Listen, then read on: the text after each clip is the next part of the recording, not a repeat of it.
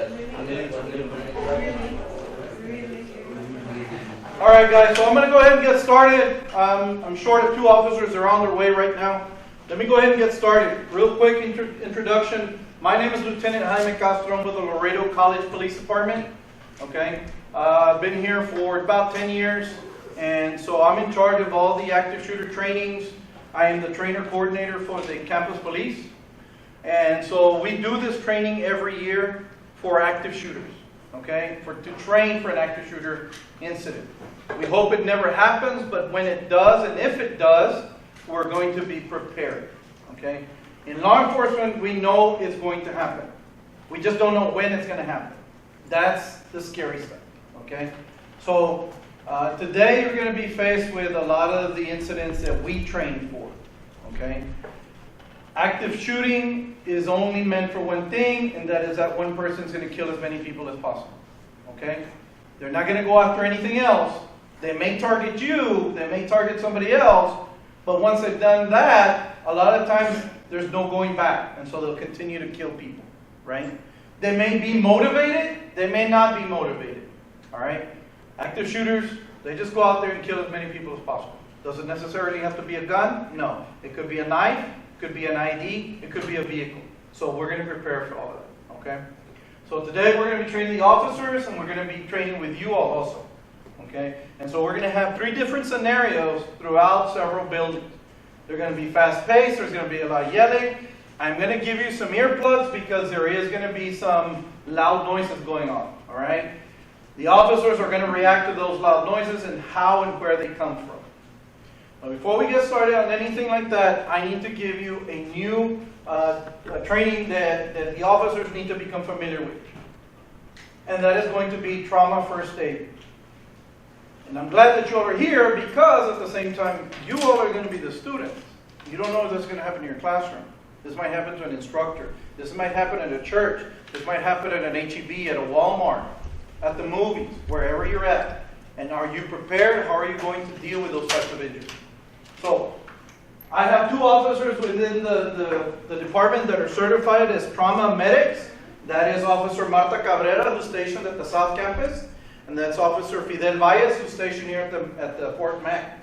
These officers are trained trainers. Actually, they are instructors. They've been instructed on how to teach others, especially the officers, on trauma injuries, on knife wounds, bullet wounds, and explosions. I do caution you, you will probably see some graphic pictures, okay? But that's just part of the whole situation. And you might also have hands-on experience. So, with that being said, I'm going to turn it over to Officer Valles and Officer Cabrera. I got it.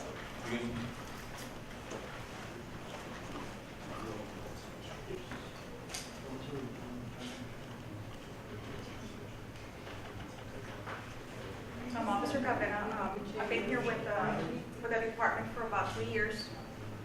We have prepared a little bit of, first aid on how to treat trauma patients in these types of situations. We were fortunate enough, Officer Myers and myself were fortunate enough to take a course that was about a week. So we don't have enough time today to show you all about it, but we kind of try to pinpoint like the most important techniques that we could find in the training. We're going to show you all how to use tourniquets with the officers. It's very important for us to always have a tourniquet. I mean, we can save a person's life. You know, a person can bleed out in as little as 2 minutes. So we need to, always carry a tourniquet as officers. We're also going to show you all how to do wound packing and how to go ahead and do some occlusive dressing on certain parts of the body. Officer Baez has prepared a PowerPoint. He's going to go ahead and explain to you the PowerPoint.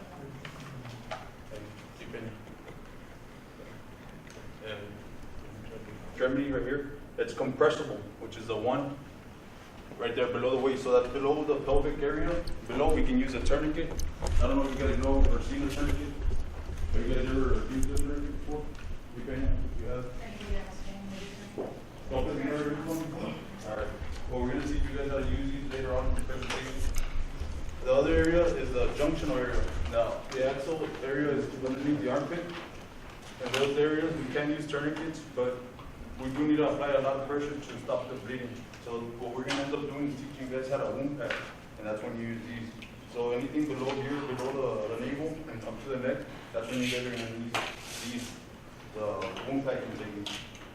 Oh, excuse me, yeah, wound packing technique. Yeah, and the pelvis area. That's, sorry, pelvic area and on top of the shoulder, excuse me, sorry, correction. The torso area is a place that we're gonna use, occlusive dressing, which, Mr. Ramirez was kind enough to give us. Now, these right here are something that we use when we have bullet wounds in these areas. You cannot compress them, so we're gonna use these. Now that you guys know where the compressible, you guys have any questions about that right there? About compressible and non-compressible wounds? Go. All right, right now I'm gonna talk to you guys about direct pressure now.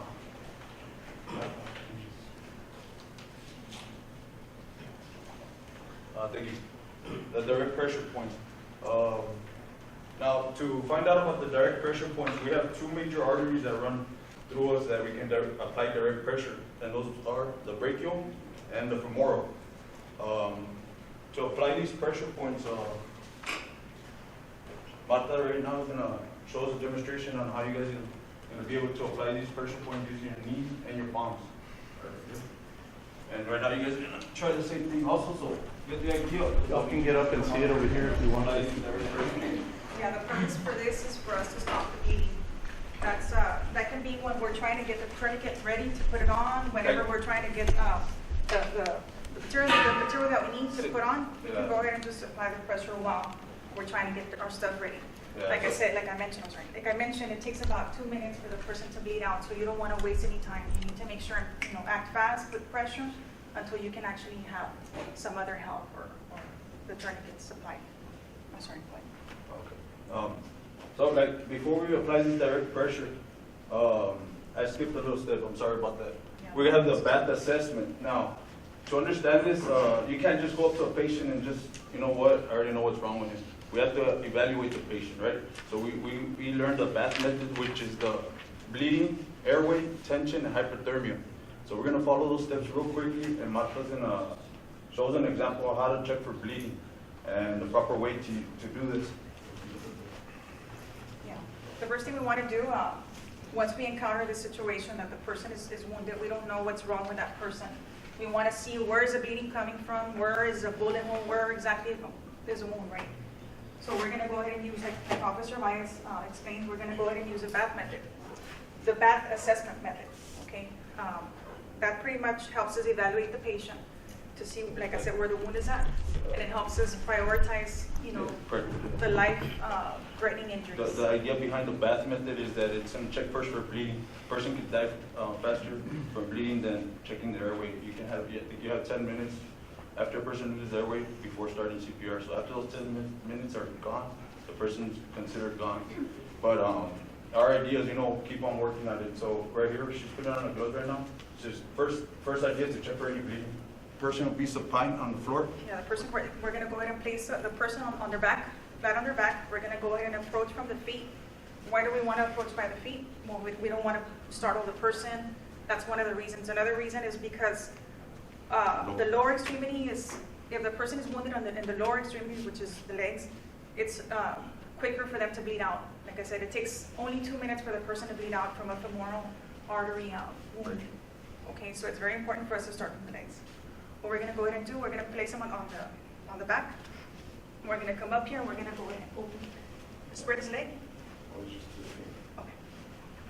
We're going to go ahead and do, first of all, we're going to go ahead and do the sweeping to make sure to find the blood.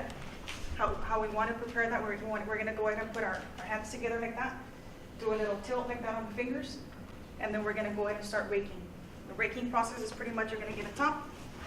You're going to start from the waist all the way down. We're going to start on the legs. We're going to go ahead and rake. Why do we want to do this? We want to check for bleeding. We want to check to see if there's any holes in here, any cuts that we can actually feel. So we're going to go ahead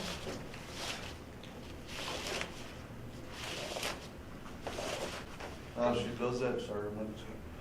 She did both legs real quickly. You want to check real quick, check your gloves. You don't want to see any blood. Another thing is you want to use light colored white and stuff like that. You'll see some videos, officers using black. It's not recommended to own black because then you get blood on it, you don't know if it's blood or sweat or water or what it is, so you wanna use something so you can see the color of the, you guys are okay? You guys can come over here. It's up to you. Right now, as we're showing you this demonstration, we're gonna have you guys, approach somebody, so kind of pay attention on what you guys gotta do. If you guys wanna stand up also, so you won't fall asleep on us. But as you continue to do the raking method, always continue to check your fingers real quick. It shouldn't take you more than 60 seconds if the person's unconscious to do this, technique.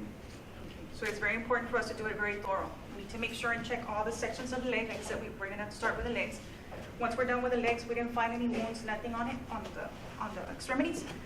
We're gonna go ahead and go up here and we're gonna check the neck. That's the second place, from the legs to the neck. We're just gonna go ahead and check. By this time, we're gonna see, it's gonna be very obvious if there's blood or anything. So we're gonna go ahead and check. There's nothing there. We're gonna go ahead and go in the arms. Okay, we're gonna check the arms. Same thing. We're gonna be raking. There's nothing. Next arm. No blood, no holes, no nothing. Now we're gonna follow by the torso area. Okay. We're gonna start from up here, going down. Checking your gloves. We're gonna go ahead and tilt them around. Check the back. The other side. Can you all see?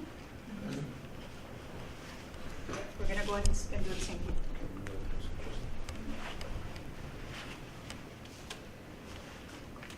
For example, this is just for training purposes. If for any reason she finds a hole right here in front, most likely there's going to be a hole in the back, right? So just remember, these are occlusive dressings, and we're going to teach you guys about this a little bit later on in the presentation. Say she placed one on here, and the reason being is that in the bath method, you have the bleeding, airway tension, and hypertension. In the body, when there's a hole, it's going to create tension. So we got to remember to keep observing the person, because if they start turning colors or they're losing their breath, we're going to learn right now and her after the airway about that. So just for training purposes, imagine it had an occlusive. So now she's going to do the airway. After we're done with the torso area, we're going to go ahead and check the head. The last place we're going to check is the head. Just do a quick, there's nothing. There's no injuries, there's nothing here. We're going to go ahead and check the airway. Okay. We're going to go down here. We're going to do a jaw thrust, which is pretty much open up his mouth. There's nothing in there, there's no objects, What does happen sometimes when a person's supined up and he's going through shock, he might swallow his tongue, so he might not be breathing because his tongue's in the way. So your best bet is trying to move it. We do have tools to try to do that, but we're not trained or we're not EMT, so use your finger, try to get the tongue out and place him in a recovery position so he won't throw up and aspirate on himself. You guys understand what I'm trying to say? Yes? All right. Or they can have something else stuck in there, maybe like, you never know. So just Yeah, pretty much, it might if there's have an anything, object. just go ahead and sweep it out. The next one is tension. Like I said before, if you put an occlusive dressing, air goes in, collapses the lung, and starts pushing your whole body this way. Your body is meant to be in a certain way because that's how it's supposed to be, right? So if your lung starts collapsing, you're not breathing, your trachea can move to the side and you lose air. So the idea is behind this, you would have to open it and burp it, what they call burping. And that would be moving the wound around side to side, because what ends up happening is all the fat and muscles you have in your body start colliding together, so it seals it and it keeps that tension in there. So you guys want to move it.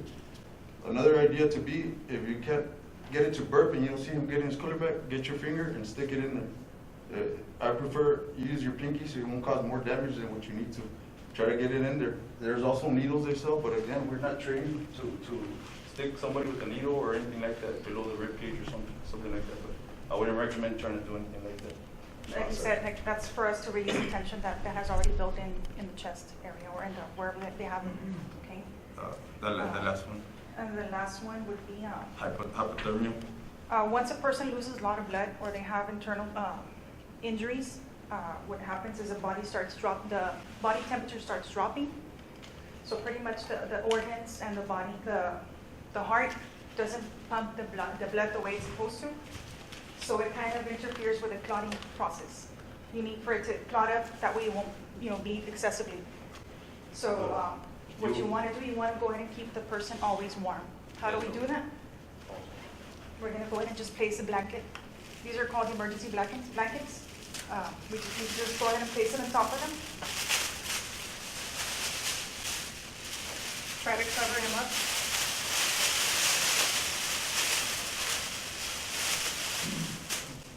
Try to cover him up. If you have any heat pads or anything, just, you can apply them under the neck, and the armpits, and around the groin area. That way they can keep the temperature, getting a little bit more heat, producing a little bit more heat. The recovery position. That's another thing. I mean, I should be in the recovery position. Just remember, you guys should know the recovery position from the CPR class. It's the same method. You place a person on each side or on one of the sides, just so they're going to throw up. They won't aspirate and choke on their own vomit.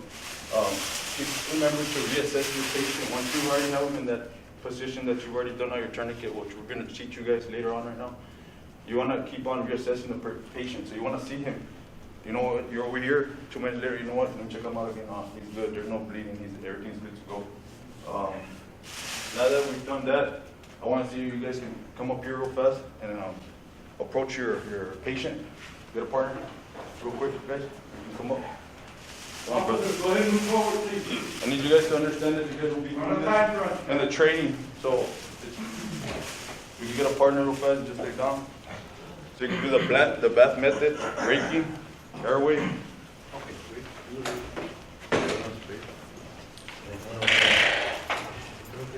Yeah, you can just very briefly. That way you can more or less understand what I need you guys to know what you're doing.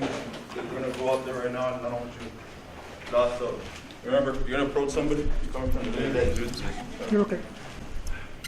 You're going to come to the leg, and you're going to do the raking method. With both hands, put them together. Good. And then just roll down. With both hands. Look. You're going to try to keep both hands in there.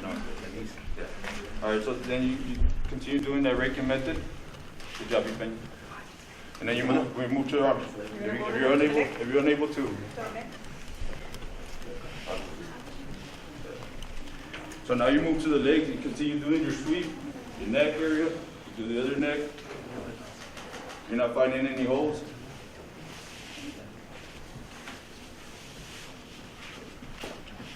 Once you're done with the neck, you're going to go with the arms.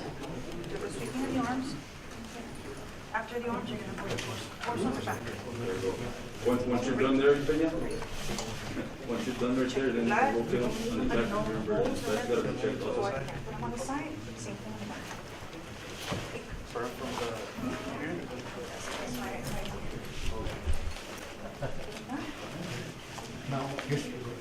You have nothing. While doing the training, guys, remember also to be vocal with the patient.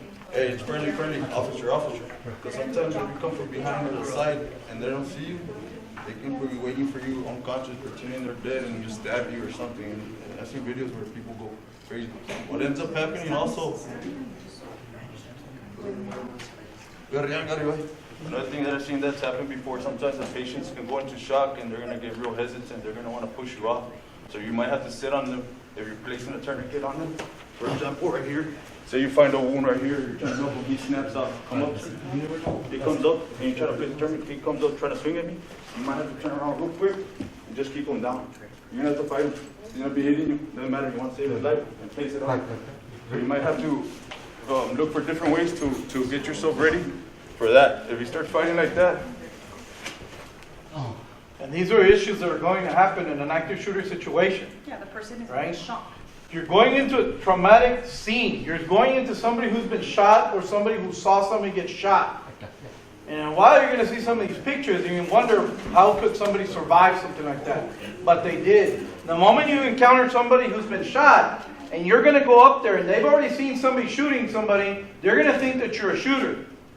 Right? Because everybody thinks that cops are always going to show up in uniform. But what happens if you have a cop that shows up in plain clothes? Right? And they don't know you're a cop because they're looking for the uniform.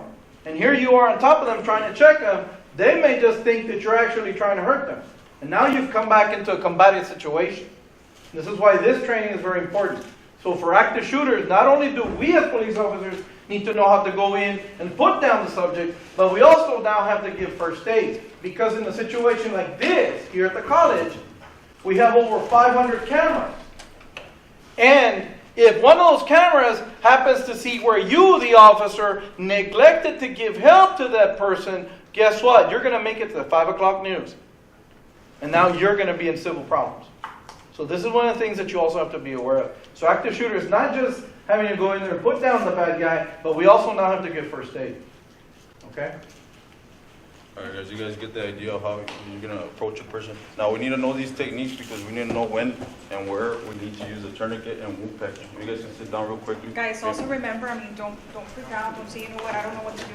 We're protected under the Good Samaritan law. Okay, as long as you do it in good faith, we should be protected, so. I'm gonna teach them the direct pressure point now.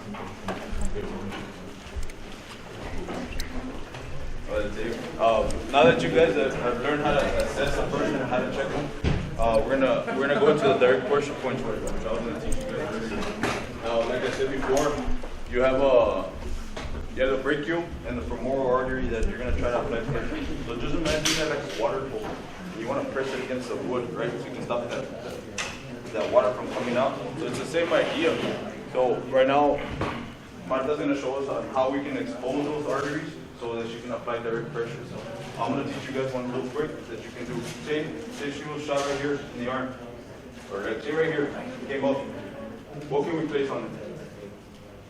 It's below the arm, so what can we use, guys? Tourniquet. Tourniquet, right? Tourniquet, yeah. So we can place a tourniquet, but what ends up happening sometimes, we don't check. If you look under the arm, that bullet could have gone through the armpit.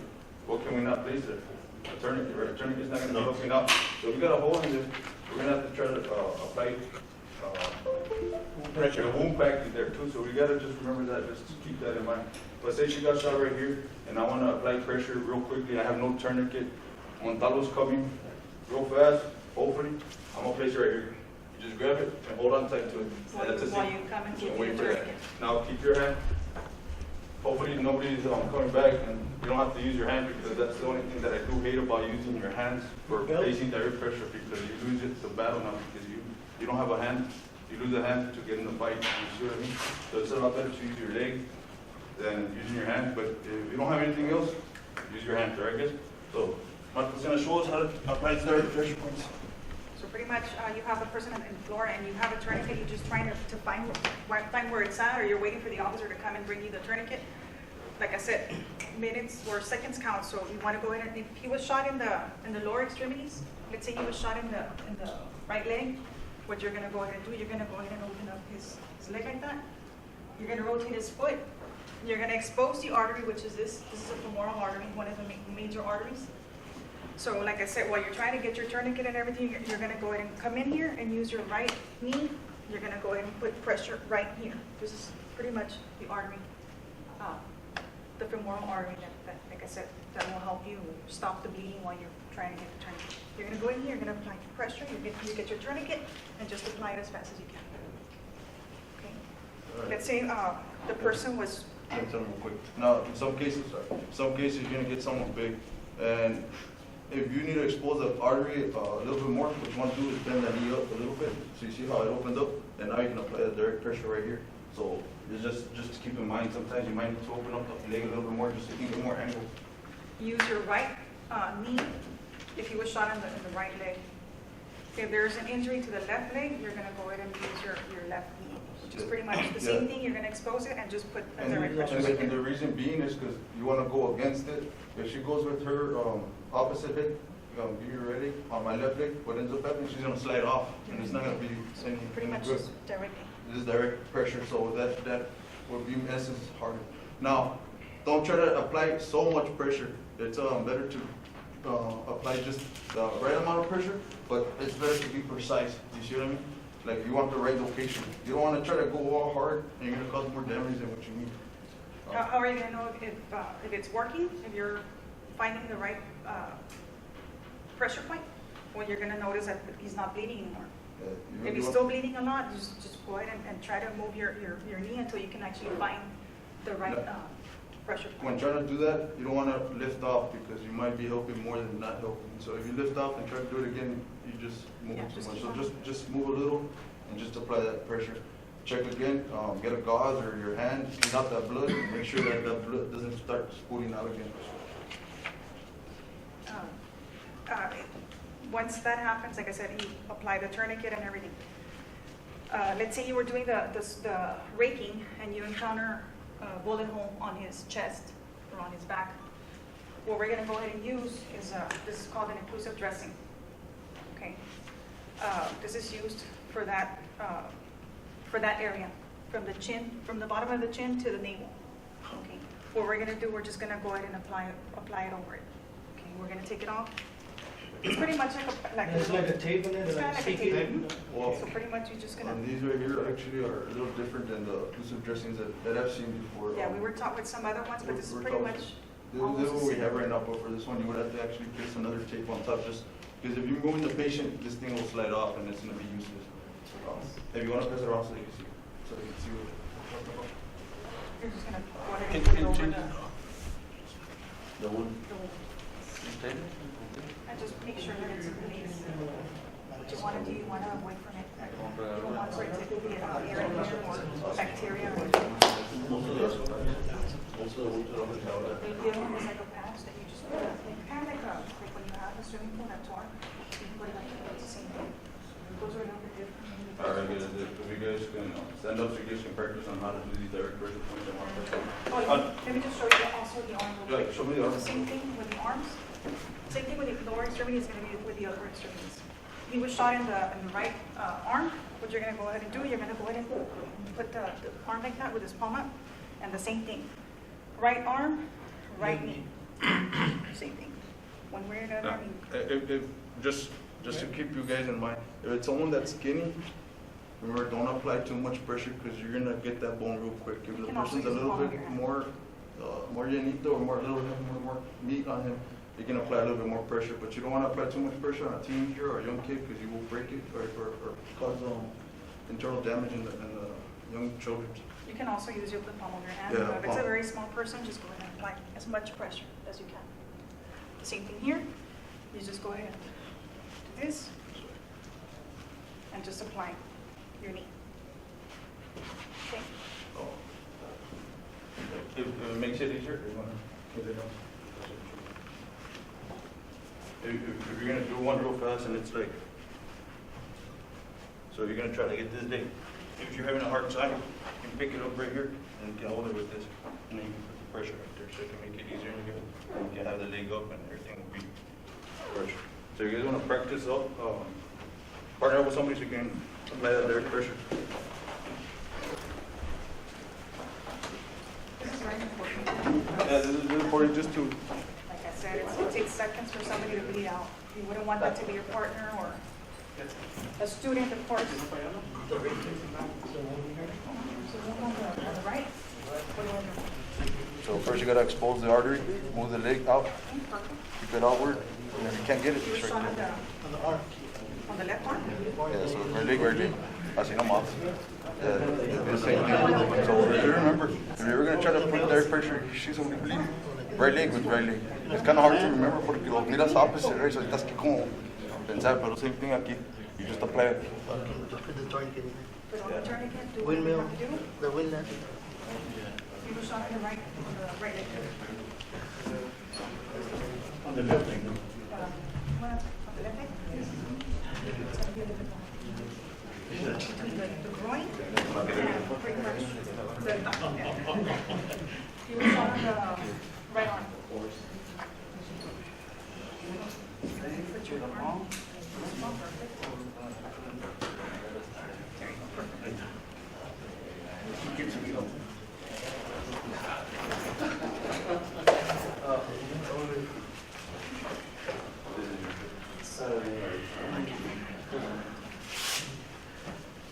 Does that one have a name on the back, by any chance?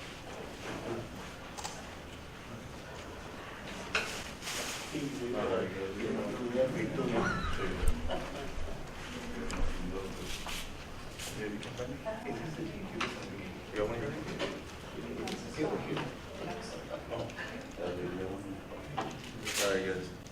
Alright, now you guys learn, here you go. You guys share.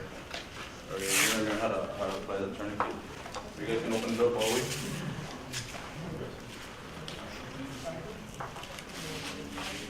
This is a tourniquet, application guidelines, you know.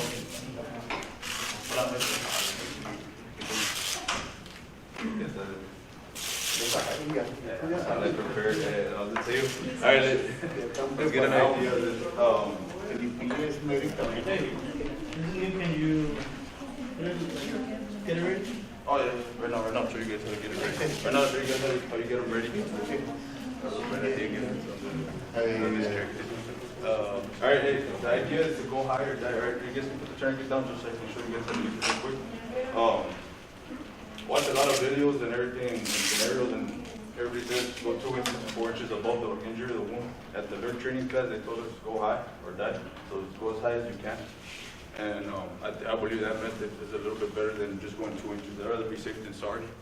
Another thing is be able to apply this on 20 seconds. That's not too long. I think you can probably do like 10 seconds.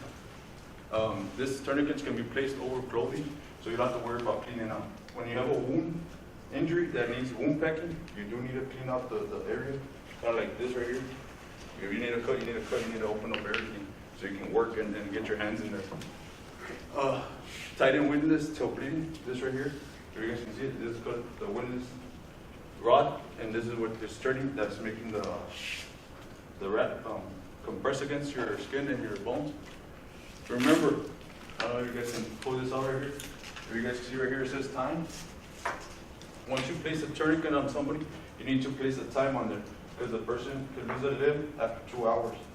So it's recommended that you place this time on there. So whenever it gets to a medic, you know what? Hey, we got 20 minutes to remove this medic. We got to do something else. We got to figure something out. So that gives them a better chance of saving his limb. Another thing, once you put it on, never take it off. No matter if you think I put it on wrong or whatever, never take it off. All right, if you guys can grab your straps right here, like this, as such. So I'm gonna teach you guys how to set it up. You want to try to set it up here? Here,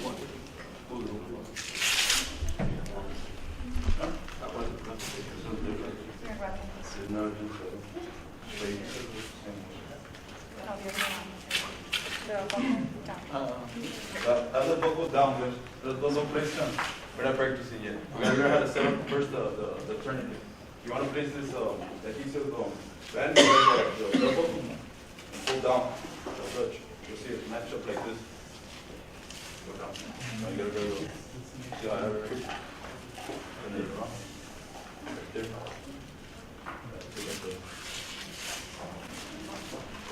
Pull down if you gotta mess up. You can get it. Try to see if you can do that red part out. Try to get it.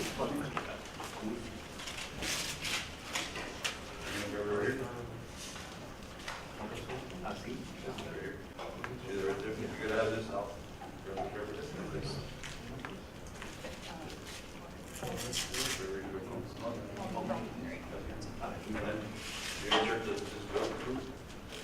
You all right? Yeah, once you put it on there. Put it inside, and then you're gonna match it up right here. Como flat.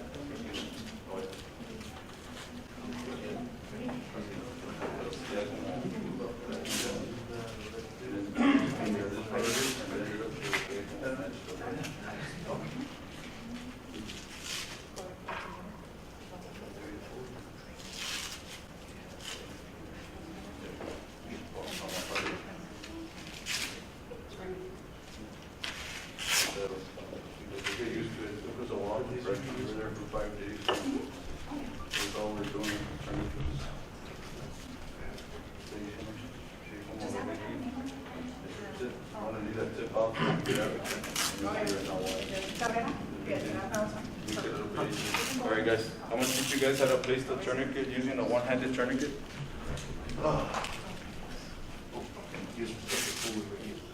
Why do you want to keep it like that? Because it's easier for you to apply it on yourself if you ever need it. There's 2 different methods that I learned. There's more methods on how to place these away and actually how to explore a lot so you can use them.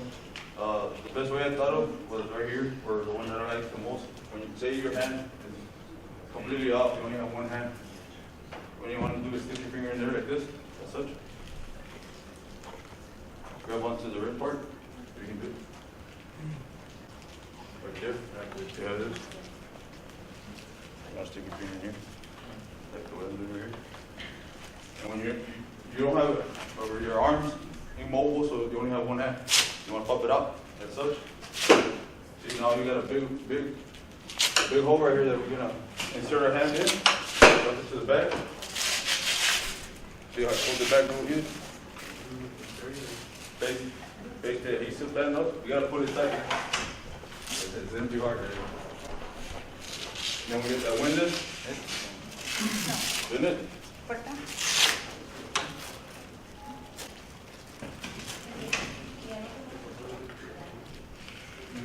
What's easier for me, I grab it with my thumb. This. Yeah, that's it. Just be careful, guys, don't apply too much pressure, this is crazy. All right, once you have that on, remember, keep this up here like this. Once you check this window, you check that window, rod. Then, have to go inside the clip. You get this, I call time, actually, raise the time now.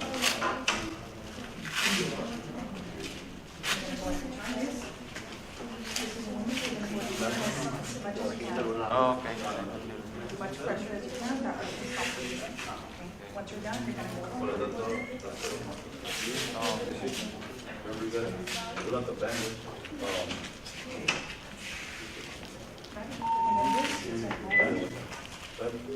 They'll open down over here, and then it's gonna insert it. You wanna match up, stick your finger right there. You want it to be pretty, you want it to be pretty right there. Yeah, it's pretty right there. And then whenever you're about to insert it out, you want to put your finger right there. Now you can either grab like that, you can either grab like this, but I want to put my finger in there because you go like this without holding it. You go. So, you know what I mean? What if it's not? So, better just put your finger in there and just. And you're, What if gravity is? you want to try to get it? Here, look at this. No, okay, Finger, I don't know how you tell me does it.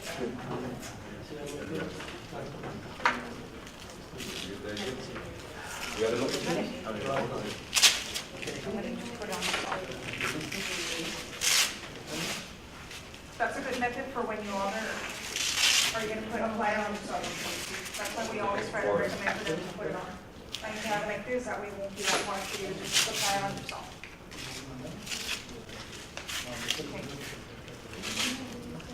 Well, that's the one-handed method to expose the tourniquet out. Two-handed also, if you guys can set it up the same way we had it right now. Same exact thing. Can you set it up the same way? Yeah, I want to teach you guys the two-handed. You guys gotta get some practice on this with the tourniquet. It took us forever. We're there for training. You gotta, and then it would just, boom, popped up the, you've been shot, so we have to like learn how to do it. So, consistently practice it. So you gotta set up right there. Oh, I'm gonna show you guys how to do the two-handed. You gotta set up. You wanna stick your hand inside here, in the first hole, with the flip up, such, like that. You wanna set it up like that, like this. You wanna stick your hand.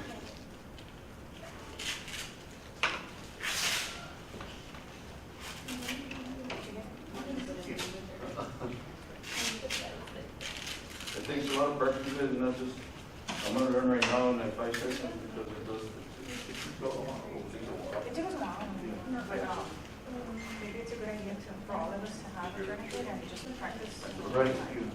Have it on and just practice. All right, you're gonna have the first one, and your idea is you grab this right here, see it, and you just pull back, you turn it off, pull back, see how that, insert your hand, just pull. All right, once you pull, remember, you get your windows, start turning, insert the windows rod inside the clip, you get the adhesive strap, insert it back into the clip, seal those straps, and place your time. Whenever you're setting up your thing, you always want to have this all the time. It's like that, and then you get up fast.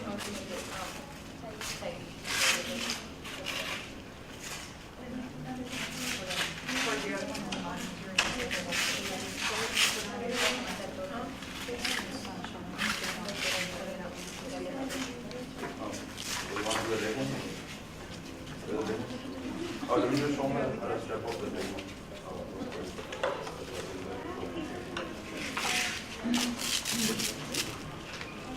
All right, real quick, we're gonna move it a little bit faster because I'm gonna do wound packing and stuff like that. I'm gonna show you guys another way you can set up the tourniquet. If we just fold it up, straight up right here. Grab your windows. Set it up.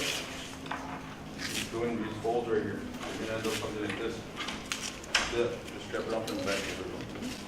That and just match it up. Now, this could be done if you have two tourniquets, and the reason being is because the reason for this is because this is a lot quicker action, so you open it and you're ready for your leg extremity. Because when you're doing a leg, just remember that you can't be trying to do that same thing that you do with the loop. You're gonna have to actually extend the whole tourniquet out and place it on. And all you do is twist as hard as you can, and just put it on the tip. Just put the time on it. Some of the common tourniquet mistakes that we have is you're waiting too long. If you see something that you think a tourniquet needs to be used, just put it on. All right. If it's a small hole and you're panicking, thinking, "Gosh, I need to put a tourniquet," like Tyrell said, because you might end up hurting the arm. So if it's something small, just bandages or wound packing would help out. There's severe bleeding. If it's a lot of bleeding, you just go ahead and apply the tourniquet. We did say facing high or dive theory, but also sometimes we do go a little too high. For example, we go over the shoulder thinking we gotta just get it all, just get the whole arm. No, that's not gonna work because if it's spread out, we lost all that pressure that we built up on it. So you don't want to go too high. Using the circuit tourniquet is always recommended if the person's big, just because the person doesn't need that pressure point to do it. Don't fail to reassess the patient, like I said. Continuously check your patient after you place the tourniquet on them. Don't think, yeah, he's good to go. Come back in 2 or 3 minutes, check the hole, see if there's any blood coming out. If there is, then you gotta think of a different type of tourniquet or another idea. These next slides I'm gonna show is kind of graphic, some images. If you all feel that you need to step out at any If you guys wanna time, step just out go or ahead and anything? step out. It's gonna be a little graphic. So it's really up to you. Everybody's okay? We don't want you all to have All right. nightmares. There's nothing too bad. On this right side, as you can tell, you see the leg on the lower part that they use 2 tourniquets. So just remember, lower extremities, you're going to use 2 tourniquets because the person's bigger from the legs. You see another tourniquet right there, and you see another one on his arm. On this side, the reason I put this one is because you see those are improvised tourniquets that we should know how to use and learn how to use. And it's something like this. Now, using soft straps. Now, I wouldn't recommend using any type of, say like your cable right here. As you guys can see this right here. Trying to use something real thin because what's going to end up happening, you're going to cause damage, nerve damage to the person, or even cut the vein off. So now you got internal bleeding over here and a gunshot wound. So you're just pretty much hurting more than helping. Your idea would be right here. This is one idea that you can do an improvised tourniquet. What you want to do is, say your baton, like I use right here, tie a string to it right here. If I'm going to do a tourniquet right here, place underneath. That's very good, even with a flashlight, baton, anything that you have. Your And it helps magazine. officers all the time, the magazine. And what you do is tie a knot right here, and you want to apply that pressure. Alright, just for training purposes, I don't want to make it too tight. This right here is going to be our windlass strap, and this is our windlass rod. So when I turn it, you get to that point right there, I need to make it stop, right? So I'll tie another knot right here, so I can keep that pressure on it. You see how it works? Huh? Hold it in place. So hold it in place, yeah. So we got our bolt mechanisms real quick, real easy, instead of using that. So if you guys can do this, I was going to make you guys try to do some of these, but I don't think we'll have enough time. We got to do wound packing and stuff like that. So that's just one way. Do you guys understand it? Just pretty much improvise with that tourniquet, just anything that works. Yeah, you can also do, there's different ways to tie them up. You can also just do it with this right here. If I tie it real quick, put it on top, tie this real good, and you're gonna have yourself another type of windlass. You see how it's creating that pressure? Get your hand close, try to slide it in, face it. You see that? And you can have your clip on there also. There's a lot of techniques you can use. You guys just gotta use your mind, your imagination. And the idea is that I'm teaching you guys that the brachial runs through here and your femoral runs through here. So if you can think of any type of way to stop that bleeding, that's the idea behind this. I know. These are also some materials that you can use.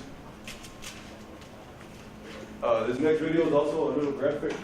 It's an officer on duty that uses tourniquet. The reason I want to show this video is because he. Cover your eyes if you want. Well, there's no internet connection.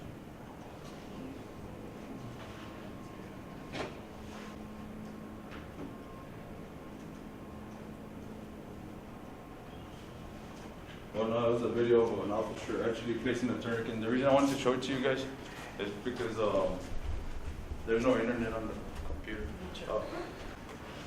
So what they call it, the reason I want to show you the video is because the officer gets down, he's calm and steady, not panicking, and I know it's going to be a stressful situation, but if you stress yourself out and you start panicking, you're not going to be able to help the person out. So it's better to stay calm, relax, and the guy comes in, puts his tourniquet in, and there's blood coming out everywhere. But I guess we'll see if we can get the internet going.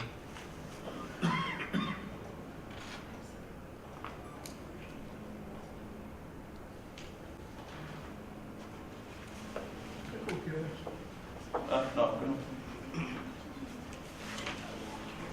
Alright, I'm sorry about that. Like I said right here, 2-inch pliables. The pliable means something that's loose, something that can be used for tourniquet.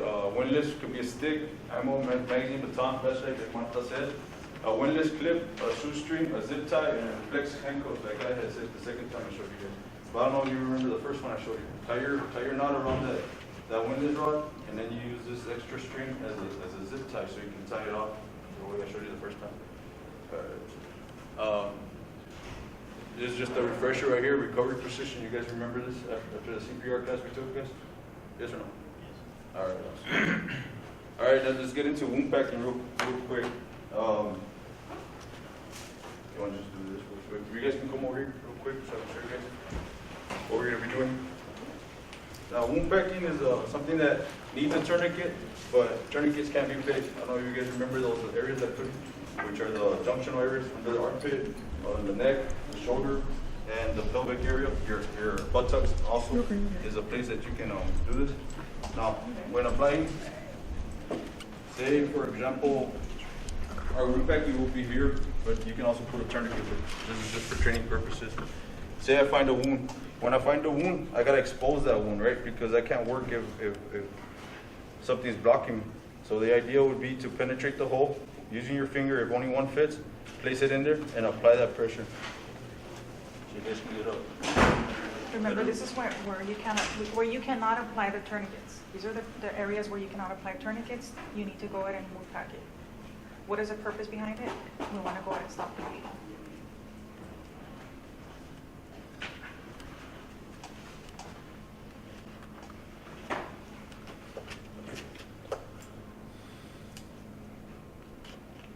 So right, say this is the skin right here. We'll just pretend this is the skin right here, and you have a small hole. Your idea is you're gonna stick your finger in at a 45-degree angle towards the heart and apply pressure until you get to that point where you're feeling the ending of it pretty much, and you're gonna stop that bleeding. Now, to check if you stop the bleeding, you're gonna grab a piece of the gauze, wipe off all the pooled blood, and make sure that it's not coming back up. If it's not coming back up, that means that we have direct pressure, so that's good to go. And that's when we get our gauze ready with our finger. Say only one finger was allowed to go in, wrap it around our one finger, insert it in there. And you start wound packing. This is what we're gonna keep on going.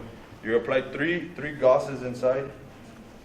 Once three, like the way Marta's showing right there, once three have been done, come back, reassess, check that there's no blood coming back out, and continue packing. Just three. Just wait, check. Once you do those three and nothing's coming back up, you continue going until you fill it up. You might need to use 2 gauzes or 1 gauze. Once you finish, and the remaining, say this is the remaining of the gauze, you don't just cut it off. I want you to put it right on top and apply pressure for 5 minutes. You should do 3 minutes for hemostatic gauze, or regular gauze is 5 minutes, but I just recommend you guys do 5 minutes just to be on the safe side. Once this is done, you get an occlusive, gauze, or you can use this actually too. This could be a good one. The idea would be to place this over that so that the gauze won't come out at any point. Like I said, the patient's gonna be moving left and right. If a little piece of gauze comes out, what's to say not to let go of the pressure that you just built up on there? I mean, you saved his life, and then all of a sudden the gauze comes up. So remember, wrap it. Now, this is gonna be a little extraneous doing this, so something easier would probably be just a Band-Aid. Grabbing that gauze batch right there, and you put it on top. No, the white one. That one. Something like this. It's much easier. Yeah, you put this on top. You get this on top, put it on top, get some tape, and just put it on top.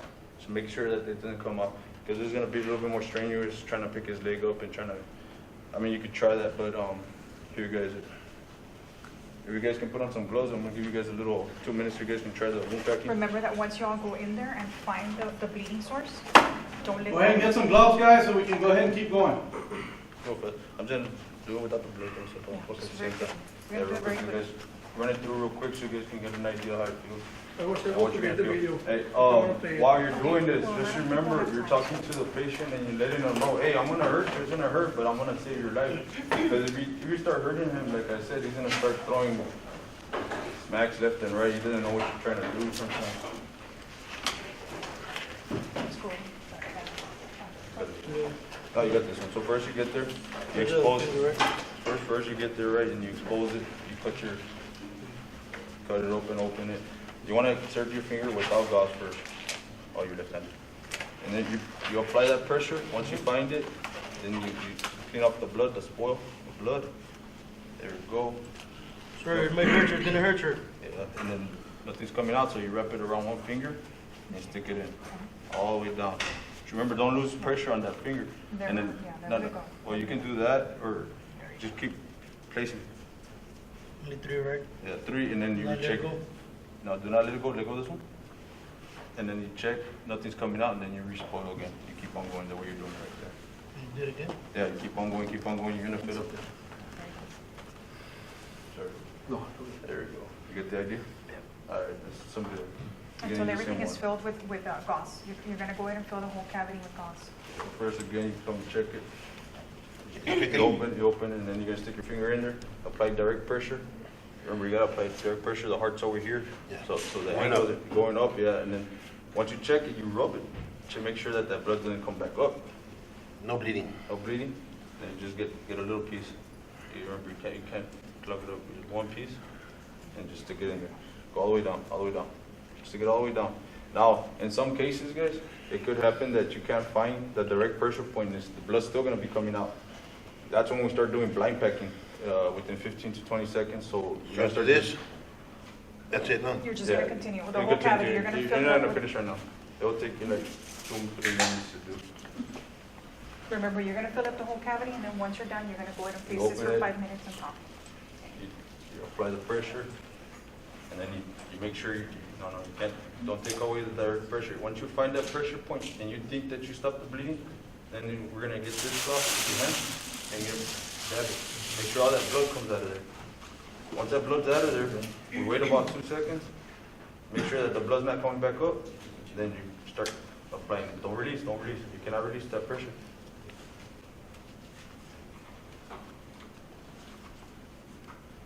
All right. Very good.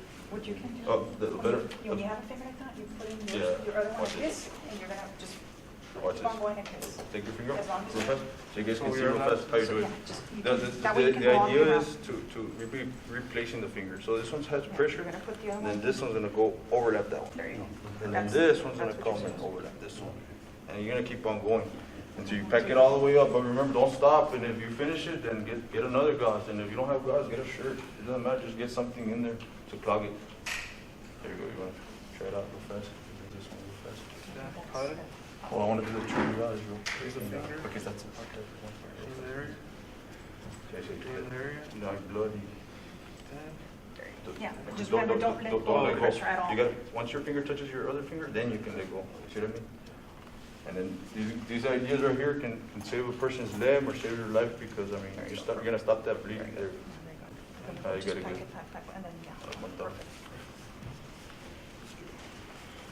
Ahorita no me la demoro, porque yo me la hice. Y el rato. Unos Unos tacos, malo. En el crock pot, no, con unos frijoles. So you apply the pressure, and you just, you wanna overpack. You're Right, right, right. gonna do Check this? me out, take Take your this hand one out. out, yeah. The idea is first you insert your finger without that. You stop that bleeding, and then we check it. No hay blood, that one. So I'm gonna start packing with this finger. You insert this finger on top of that finger, and then this one is gonna go over this one. So estás cambiando. Este agarra este, y así te vas, así te vas. If you have that direct pressure, then just ese corre arriba de este finger, yeah, like that. Just run it on top. There you Yeah. go, just only goes under Yeah, pressure. así te vas. There you go. There you go.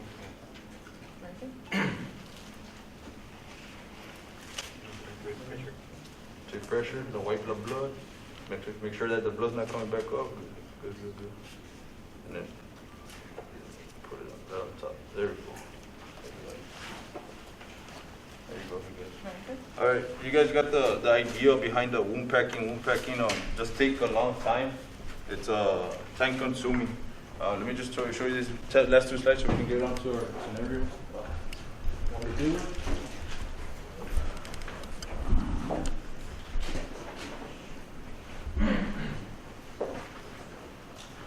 Real quick, real fast, triage. You guys know what triage is. That's what you're gonna do. When we're doing these scenarios, real quick, I'm gonna give you real fast evaluation again. First, we gotta take down what. When we go into these scenarios, what is the main objectives of this game? That's right, exactly. Security. We gotta have security in our hand. The next thing we're gonna do is what? Intermediate action plan. You gotta have an action plan to do if another shooter's there or something. And then you do your medical. To do the medical part, you gotta do triage also because you need to know who's good to go and who's not good to go. If you see a victim with a hole in his head right here, what is that considered? Black.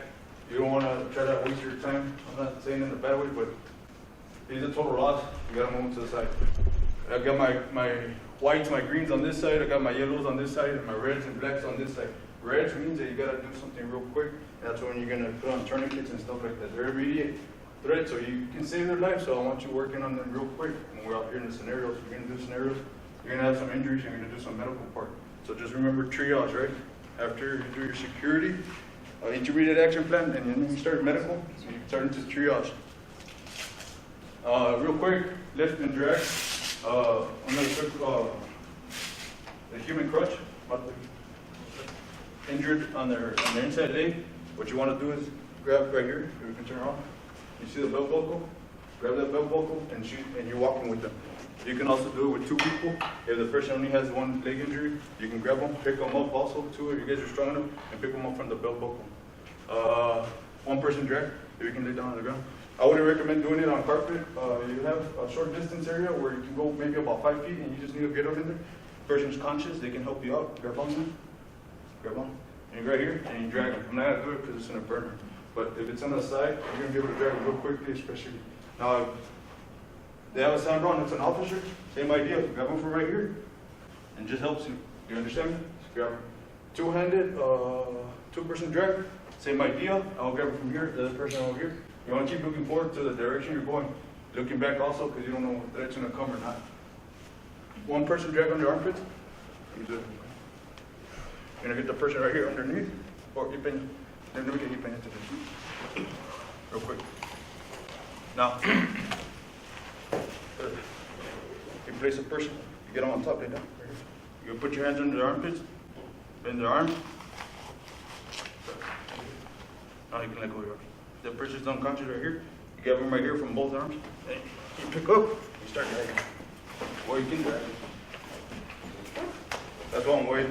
Also, two-person drag. One person grabs under the armpit and the other person under the other armpit, and you pick up and you start dragging. Or just drag them on the floor. That's pretty much it for our presentation. If you guys have any questions, anything you guys feel like you need to learn or something? I I know Guys we feel didn't have, comfortable? enough time to. Yeah, we learned this in 5 days. It took us 5 days to learn, and we still have to capture a lot because it's a lot of information coming at you. If there's an active shooter and there's victims, so we come for the victims. No, that's the one thing, I'm gonna tell you again, I'm gonna say it again. SIMS, always follow the SIMS ID. Security first, you don't wanna be helping somebody First stop and trade. first. And it sounds horrible saying this, but I've seen training. You gonna buy stuff like fast? that. Hey, I need help, You're good, bro. That's it, you know what I mean? That's all you can do at that moment, because you don't wanna lose. Oh, can you put it on for lights? You fast. You know what I mean? You understand? So, handle your threat. Good. Handle it. You have to do the medical first. And then you do your medical. And that's why I told you guys, get into that triage and the drag and lift part, because if you have 2 people out there, you're gonna come into this security spot. See what I mean?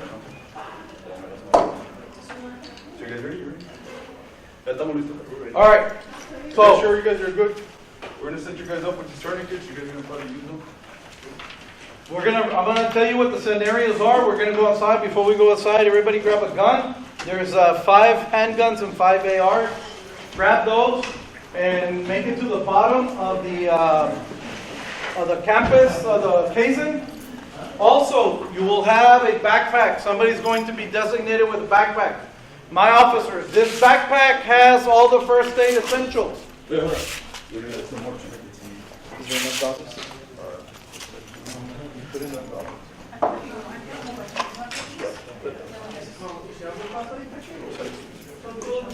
Sí, ya tenemos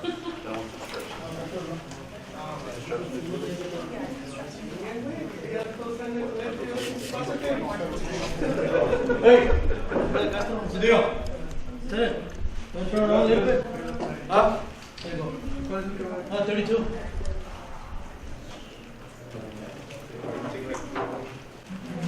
All right, so I don't care if you don't want to get one of these because I haven't taken the class. If that's how you're thinking, then you have no business being a cop. And I'm going to tell you that right now in front of these cameras. In an active shooter situation, you do not, and I'm going to tell you right now to my officers, you do not say, oh, I'm not certified in this shotgun or this AR, so I can't go get it. If that's how you're thinking, then you and me need to talk. Because this is an active shooter situation. And it is an active shooter situation, so I need to see how you are going to behave and how you're going to react in an active shooter situation. In order for you to make sure that these people do not get killed, you need to react to an active shooter situation. Because I would hate to be the parent of a 3-year-old, 5-year-old and say, hey, that officer did not respond accordingly. And my daughter or my son had his brains blown out because that officer walked. That officer did not move fast enough. So I'm telling you this right now, that these trainings that you are having, these trainings are documented. In the event that there is an active shooter situation, guess what? An attorney is going to come back and say, hey, didn't you have this training? Well, yes, I did. Well, how come you walked to it? Well, I don't know. I was scared. So I'm going to move forward or I'm going to move backwards and I'm going to remind you, in Florida had an officer, a 15-year veteran, decorated, highly decorated officer, walking around outside a high school while students were getting killed. He retired, and I guarantee you what, that guy cannot find a rock big enough for him to walk underneath. Because his career ended the moment he stood outside. And I told you all right now, there are over 500 cameras in this campus. Heaven forbid there's an active shooter situation and you're that officer who's walking around on your radio because you don't know where the shots are coming from. And that's what happened with that officer. So, your mind should be set in an active shooter situation. And that's where I want you to prepare yourself. Okay. So, let's go ahead and make it downstairs to the front, outside of Kaizen. And I'll 25 with you right now. All right. My first victim, who's going to be sitting out here? Me. Okay. You've been shot. You're bleeding. The rest of you, in here. Yeah. Two, the three, watch my line, you just ruined my booby trap. Ya se murieron los dos. Watch my line. Big old Converse shoe. All right, who's the other guy sitting here? I'm ready. If we sit here. All right, the rest of you, when I start throwing those shots, will run. The officers are going to make their way through the stairs. And either they're going to come in. Oh, be careful at the bottom. My booby trap. The officers are going to come up the stairs, right? And either going to come in through here or they're going to go in through that other door that's over there. All right? So let's see how they're going to react. Wait, so we run through what door? You will run through here. Okay? Downstairs. So you can be right here to get it. Okay? He's gonna die.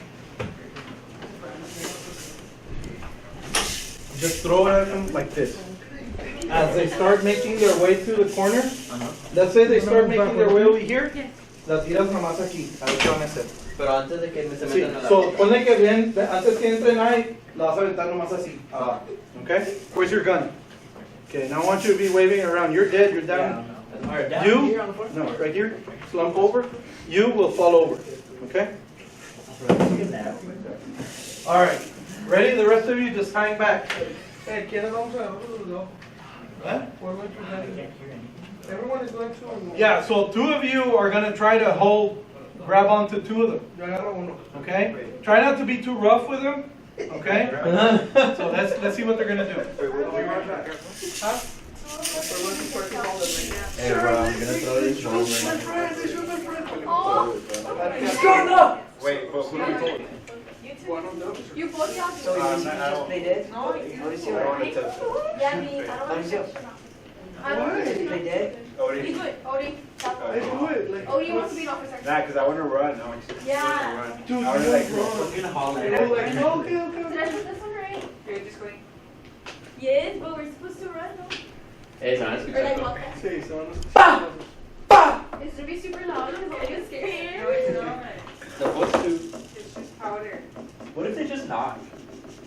These are cool. I know, me too. I think I'm going to go run to the restroom. Let it out. JP, acuérdate que no son en It's casa. because like, no, You're going to throw yourself. You're going to be in the floor after the shoot. Okay? Are you sure? Yes. Está mejor que este sí. No, te tienes que aventar. Lo voy a aventar. Sí. After you hear the noise. Me dices cuando. No. Me dices cuando. Wait for the guy that's in right now to give the instruction. Wait for him to come here and give you a signal. O sea, porque te va a hacer una señal. Cuando te haga la señal, nada más tírate al suelo. Así. ¡Pah! Y ya. Ahí quédate. Y no te muevas. Ok, ya está. What's Jen doing? She's just there. Vente para acá tú. ¡Te van a matar! ¿Tú? Ajá, pues sí. ¿Quién tú? That's true. Hey, Tom, I'm not gonna get the chance to kill him. No. Oh, I wonder what you're gonna do. You're just gonna do that? When he comes back upstairs, I'm gonna put Scooby, him on pop, the pop. camera here. I'm just feel weird. I feel weird. Dude, we're gonna huh? We're gonna probably end. Entonces no me van a disparar por el espejo. Dice que hay unos que sí y otros que no. Me van a matar bien rápido. What? Yo no quería hacer esto. No. I can't hear. Take it off. I don't need it. Just kidding. You can't hear it off. No, yeah. It's just for, like I have shoot before, so I Huh? You kill people? no, I kill some animals. You want to kill people? Okay. Is the trash Just here? wondering. Yes. You gotta keep an eye out. Or, Oops, sorry. eye out. Yeah, these are your plates make you dumb.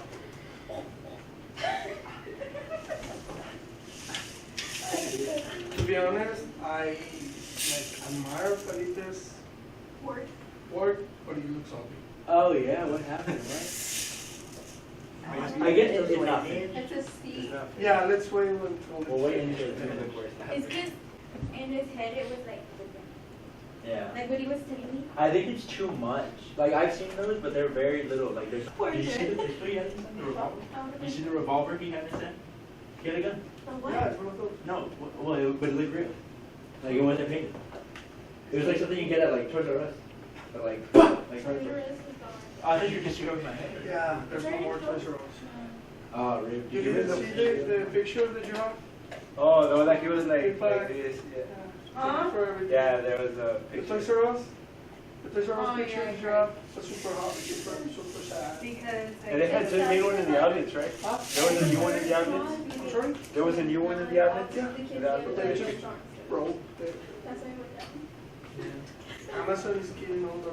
You will have one. Kmart is on bro. Oh, okay, Martin. Oh, okay, more. Oh, is that what I did? Amazon. Is this pretty? You might hear the George is there. George is not even a student. I know, yeah. We kept on saying that. You might hear the You're not even alone. Ya le corremos. Oh, yeah. ¿Sí, no? Sí, dale, dale. Dale, dale.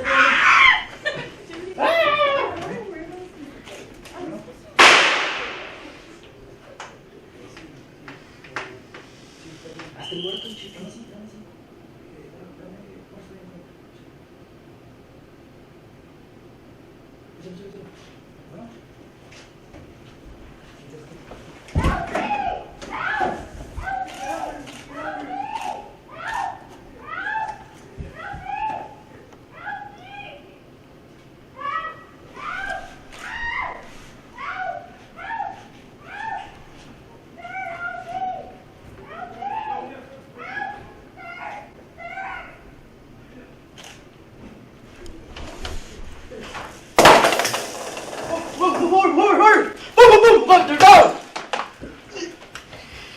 What do we have here? What's your work? Do you have a, what's up and down, sir? What's up and down here? Sir? You hear me, sir? Sir? Move on. Down.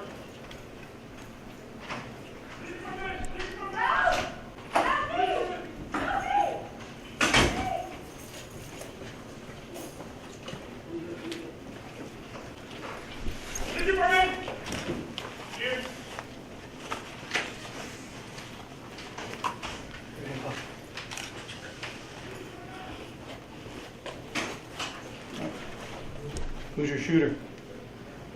We secured him? Yes, the Okay. security. Where's your partner? He went outside, check on the thing there outside. This guy. Police department! You guys here? I don't know, this Status? guy's, 10-7 out of service. Sir, Check on do you this need guy. medical assistance? Alright, we need to communicate, guys. We need This to one is communicate. 10-7. Sir, Yeah. do you have the medical bay? Yes, I do. What do you have there? I need a tourniquet. Tourniquet. Cover the.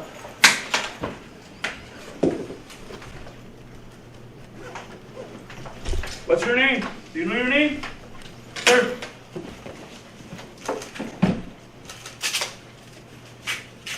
Sir? Where's the one? Here? Oh, he gets birthday? Yeah.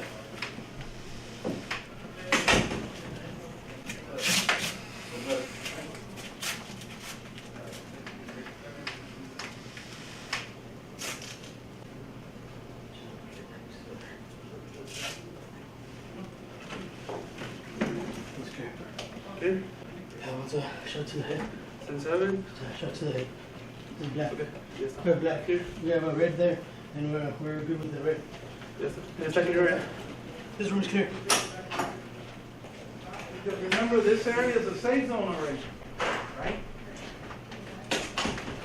This is your safe zone.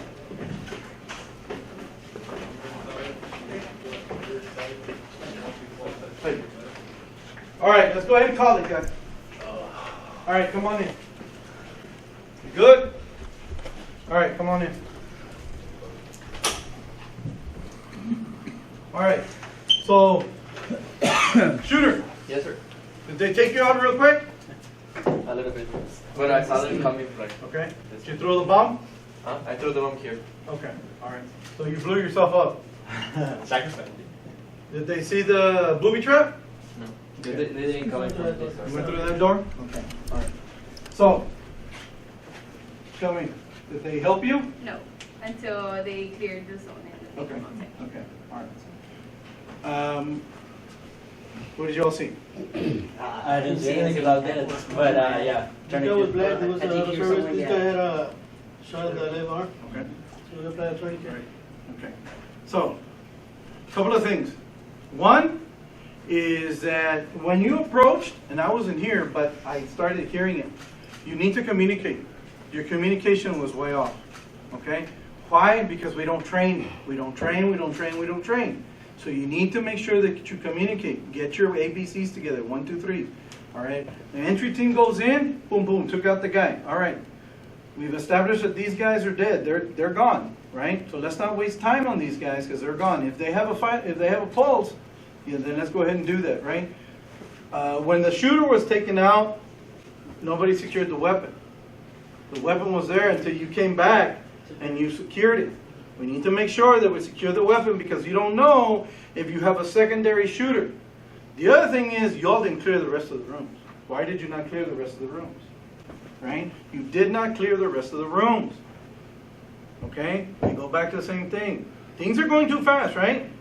You need to take, okay, we've already taken him out. We keep a gun on him because we don't know what's coming around, right? We have to be always secure. We have to be ready, right? Okay. Then, do we secure the rest of the rooms? Yes. Once we've secured this area, this now becomes our area. We've secured it. Okay?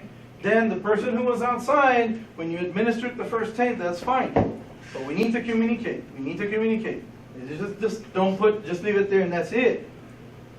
Officer Cabrera said, okay, what do we do now? Where do we take her? This is now the safe zone. You started taking her to an unknown. Everywhere else over there is an unknown. From here, everywhere over there, that's an unknown. Because we don't know if you have one shooter or multiple shooters. Let's put it to the safe area then. Bring her into the safe area The because we election have area is more here. guns. Yes. We have more guns in here than we do have outside. Okay? Remember, this is probably one of those areas that might end up having something like this. Why? Because we have students, we have the student IDs, you know, we have student services here, everything happens here. You might think that this is not one of those places, but this could be one of those places. This place has multiple entries. You have an entry over there, you have an entry here, right? We need to make sure that we cover these entries, right?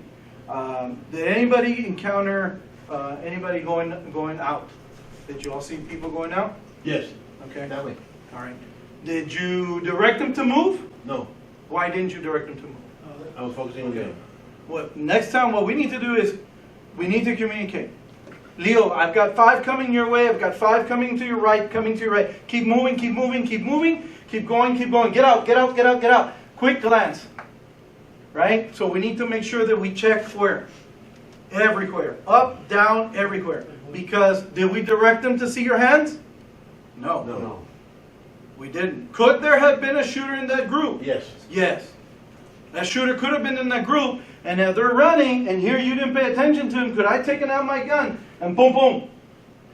Now I've taken out 2 of you. And now we have not only 2, 3, but 2 more officers, plus 1, 2, 3, 4 guns. Laredo PD. What happened in that shooting at the gas station? Not only did the shooter have his gun, but now he had the gun of the officer. And 2 mags. Okay? And then 2 extra mags. So now we had more weapons and more ammo. We need to start, all right, how are we going to handle the situation? This is our zone. We took care of it. And there we go. We need to communicate. There was no communication. Questions? Okay, this is how we learn. All right. So let's go ahead and make it down. And I'm going to bring the next group. So first entry team followed by 2 of the follow-ups. Are we gonna do the same plan, right? Yes. Can you pass me the back with the... Yeah, why don't you just turn it? Huh? Do we I scream? don't know. Just scream. Just scream. The runners, start coming out. Go, go, go, go.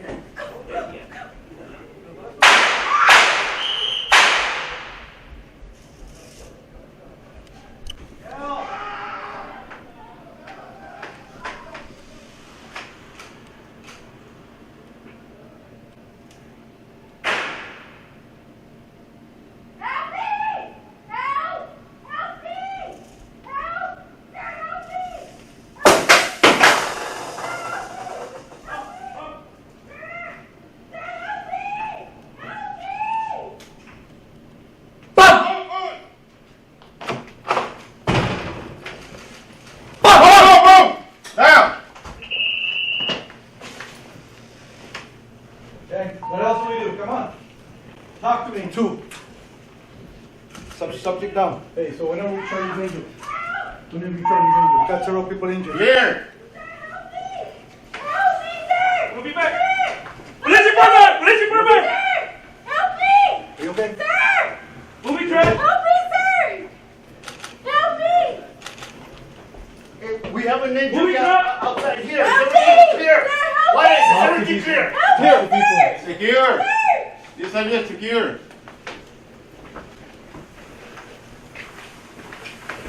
There's a shooter. Yes, it's secure already. Hey, secure. Is it Status check. It's secure. Is Did it you so get the secure? weapon? Did you get the weapon? Let's go. Secure, Let's go. secure. Okay.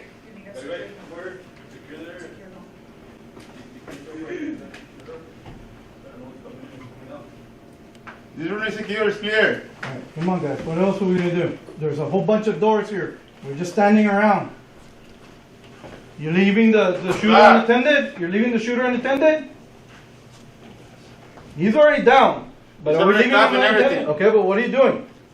Somebody's gotta check the rest of the doors. Somebody check the doors. I want to stay with the subject.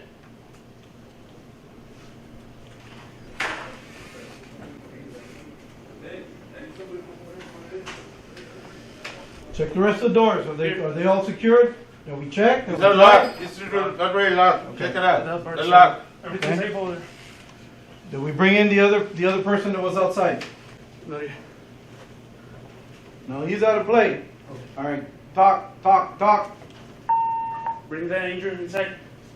Everybody bring the injured inside. We have one in, there's one down there. Already inside? They're Okay. actually brought inside. So she's already been brought inside? Yes, she has. Okay. She was All going right, we checked in the inside. Yes, sir. Have we applied first aid to anybody who's hurt? That's out far. Okay, both of these are 10-7? Yes, sir. Applied, what kind of Yes, injuries? sir. What kind of injuries? Shots. What kind of shots? Shot on the shoulder. All right, but what did we do? Did we put anything on there? Check the weight. Okay. All right, so what is the next plan here? We're in here, what are we gonna do? What are we Bring the communicating? medical bag. One side, bring the medical bag. What is it?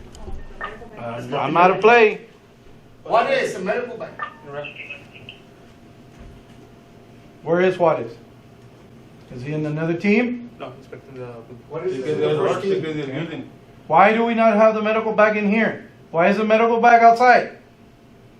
The medical bag should be in here, not outside. We need to communicate. All right, go ahead and call it. All right. All right, let's regroup. No? Yeah. All right, guys, come on in. All right. What are you gonna find? No pressure. All right. Okay. So, bring the, can you bring the other role players in?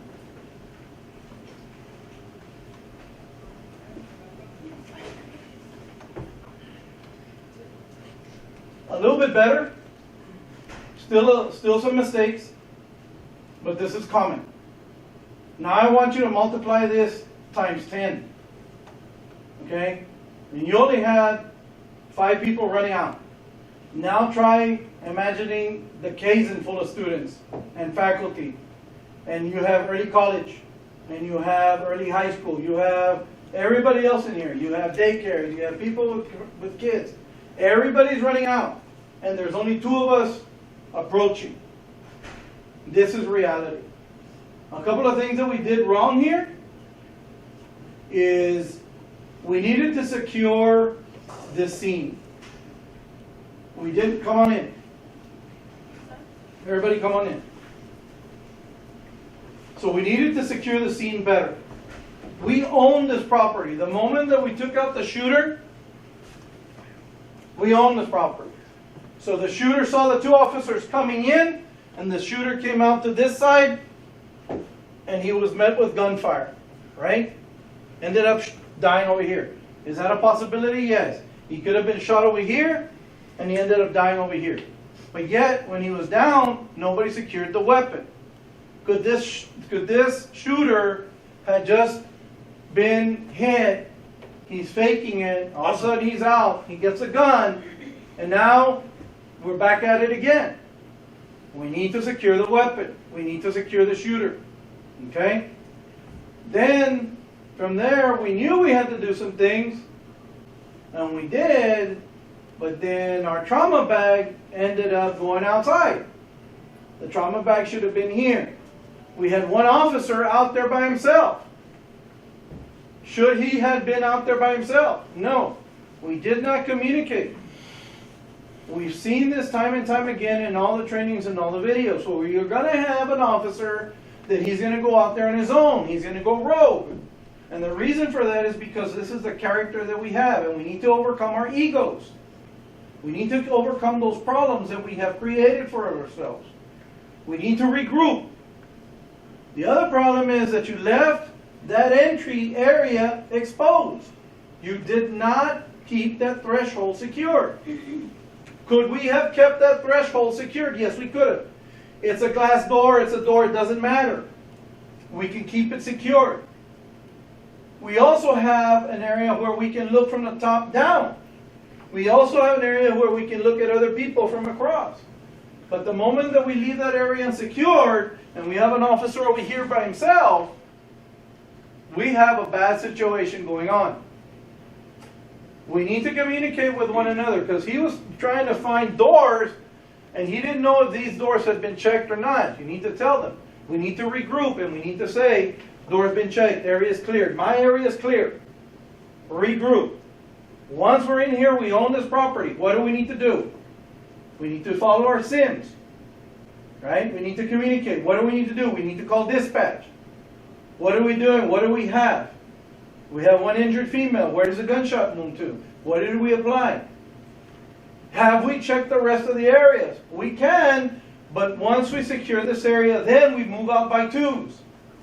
And we'll communicate. Once we regroup, Garibay, you and Pina, all right, we're going to go check the rest of the areas. And we're going to check the area. Just because you took out the active shooter doesn't mean that we're done. This could be a 3 or 4 or 5 hour thing. And that's just checking for somebody, because could they be hiding underneath here? Yes. Could they be hiding underneath these tables over here? Yes. We've only been checking these 2 rooms. We have not checked the other room over there, and we haven't checked these other stairways either. We need to think outside the box, and we're not doing that. So you need to start thinking outside the box. Your communication starts outside. The moment that you are outside and coming in, you should already know what we're going to do. Because these students, they depend on us to make sure that they go home safe. Now, my role players, how many of you attached yourself to officers? What happened? Took you out like, oh, man, what am I doing? Right? Okay? He wasn't expecting it. He wasn't expecting it. Now, I want you to think, you as role players, if you had a situation like that, would you expect us to save you? Honestly. Yes, right? I have 2 daughters in college. And I expect them to be saved by police officers. I'm a police officer. Why? Because we've been trained to do that. Every morning, I know that I may not come home. My family knows that. Your parents expect you to go home. That is why we're here. Okay? So, I want my officers to think about that, because you may have kids that are going to depend on the same thing from other officers. Anybody else have questions? Okay, so we're going to move on to the next scenario.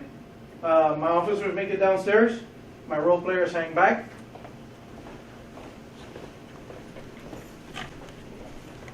Shooter. Our camel. I don't know the I'm just waiting for my officers to call me boss. Okay, so this is the next scenario. The next scenario is going to be a hostage situation, right? There's not going to be any types of shooting or anything like that. Well, I take it back. There might be a shooting. I don't think so. I don't think it's Everybody's going to be downstairs, okay? There's going to be a lot of yelling. Guys, when I say yell, you're like... Y'all need to yell. Now's the time to get it out of your system. Yell, scream. Now's the time where you can cuss all you want if you want to. Nobody's gonna tell you anything, right? Demand better food prices or better food. I don't care, whatever, right? She's upset because her tacos are like $5 cheeks taco and they're cold. I don't know, whatever. But you're upset. You're angry.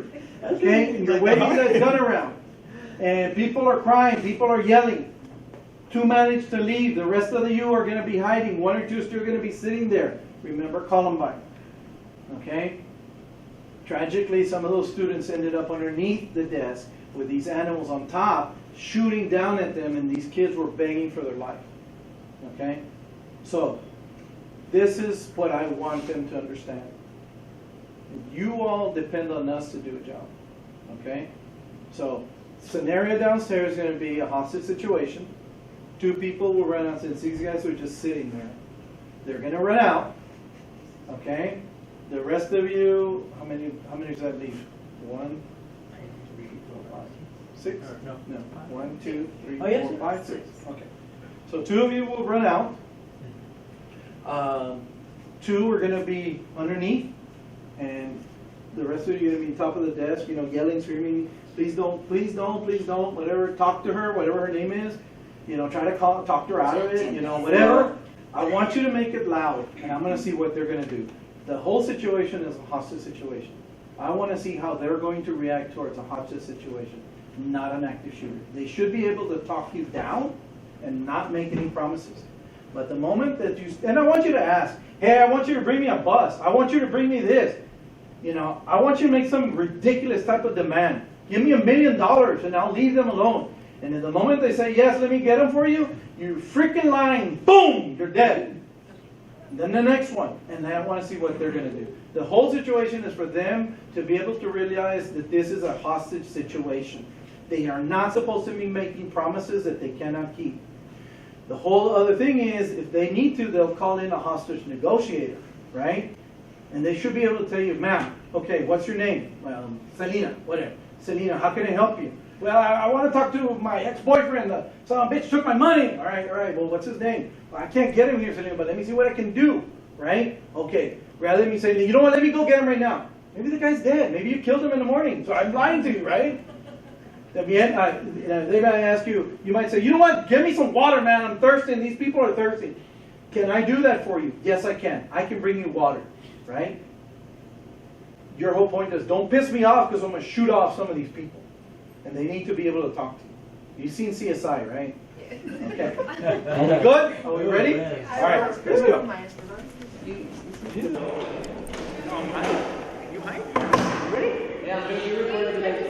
Oh, yeah.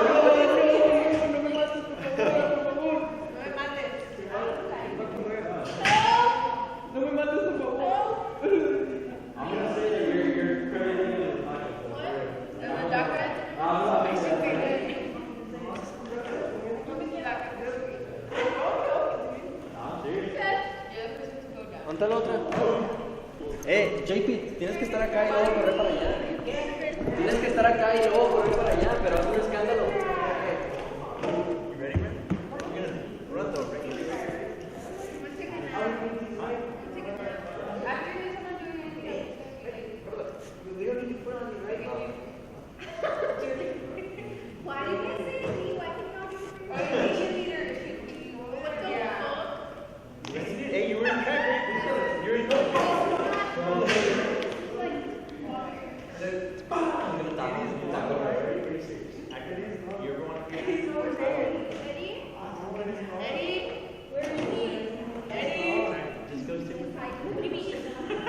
Eddie, you have to be here and then Eddie, you have to be here and then hide.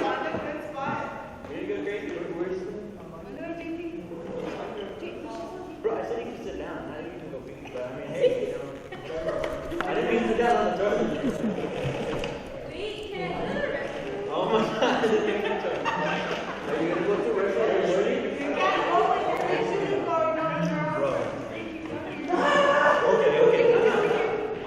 The angry one, where it's like I'm not taking anyone's money. This makes sense. Like, you're gonna Should I get up? But it doesn't make sense. Okay, what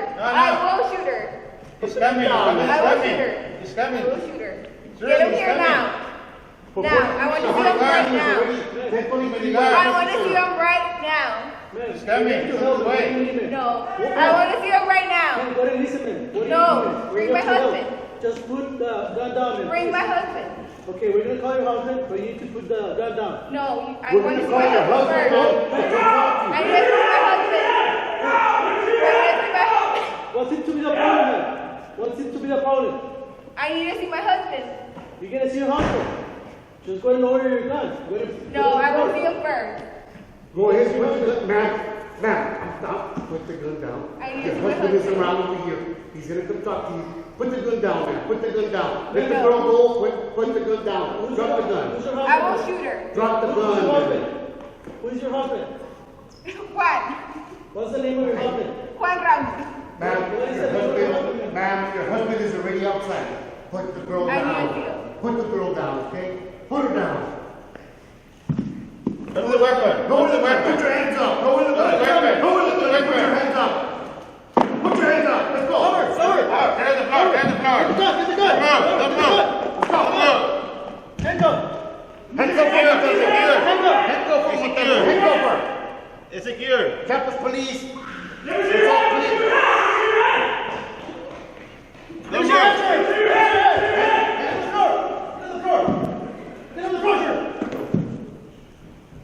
Campus police. Get out of the area. Secure already. Campus police is already 10:43. No, sir.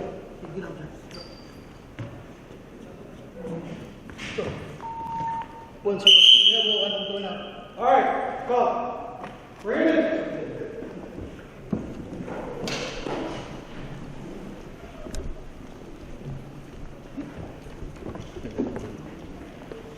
All right, everybody grab a chair. Everybody grab a chair.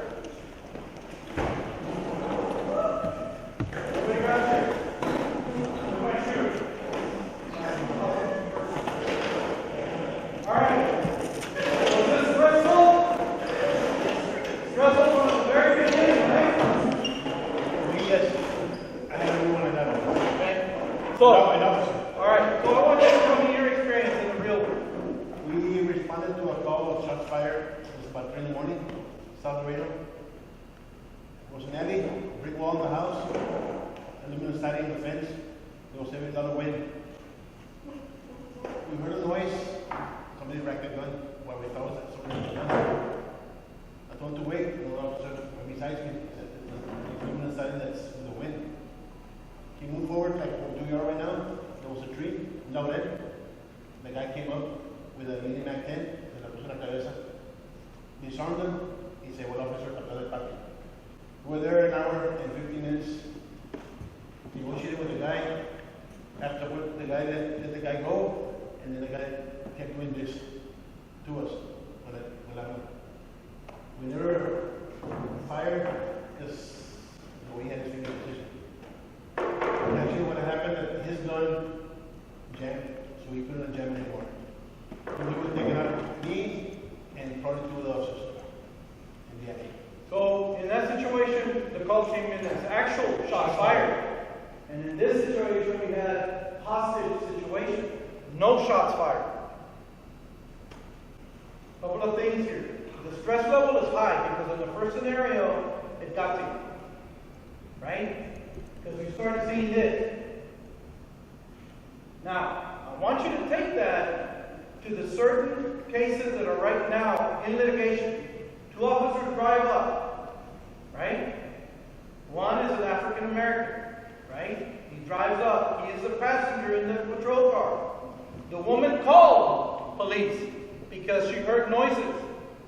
As she's coming out of the house, the patrol officer drives up. He sees the woman. And what does he do? Takes out his service weapon. Boom, boom. And she is now dead. Was there a need for him to draw a weapon on her? No. She was the caller. She was the one that called saying, "Hey, I heard somebody maybe breaking into my house." The police officer responded, and he was quick on his movements. And he is now being held responsible for that. Okay?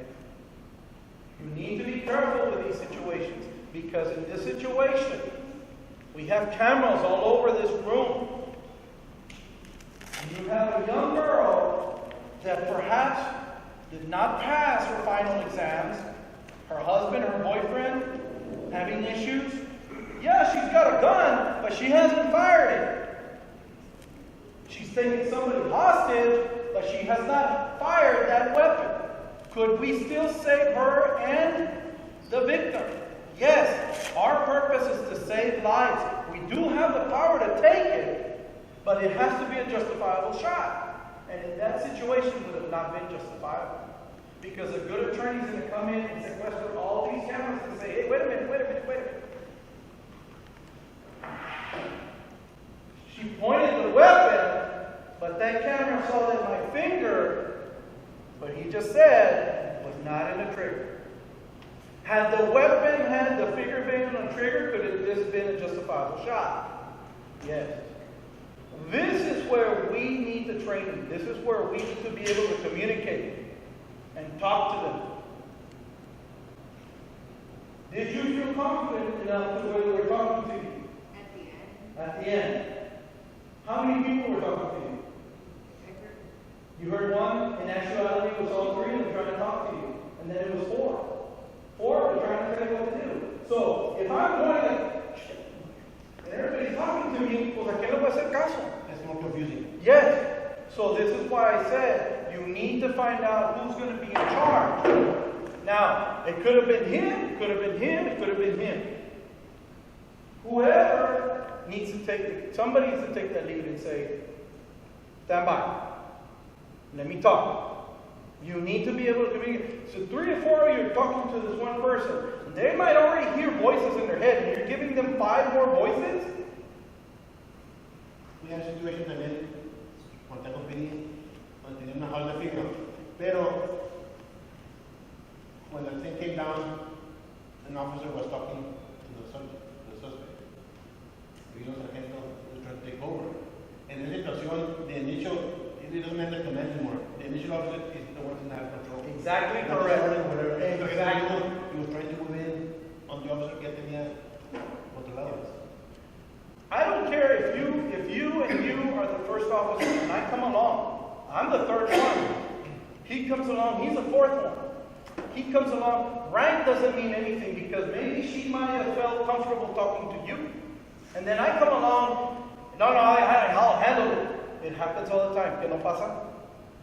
And now the communication that you have with her is broken. Now I don't want to talk to you, I want to talk to him. This is where we need to tone it down. This is where our own type A personality comes in and hurts the situation. This is a training. The training is to find the deficiencies that you have. If you don't want to find those deficiencies, if you are so intense that it's your way, that you're not learning. You have to be able to break out of that shell and say, I'm able to absorb everything. This is a hostage situation. Here we had 3 people, 4 people talking to her. We could have taken the command and say, Pina, you got it. Go and talk to her. Right? You have 4 or 5 people leaving. What do we do with those? We're all pointing guns on her, but then these 3 other ones come around. What are we going to do with those? We need to communicate. But it's called. Same thing what you're talking about. You guys came in, took with force, everything. I know you guys get it driven to training. You're not gonna get hurt. Good luck. You have cover. Why are you gonna get out of that?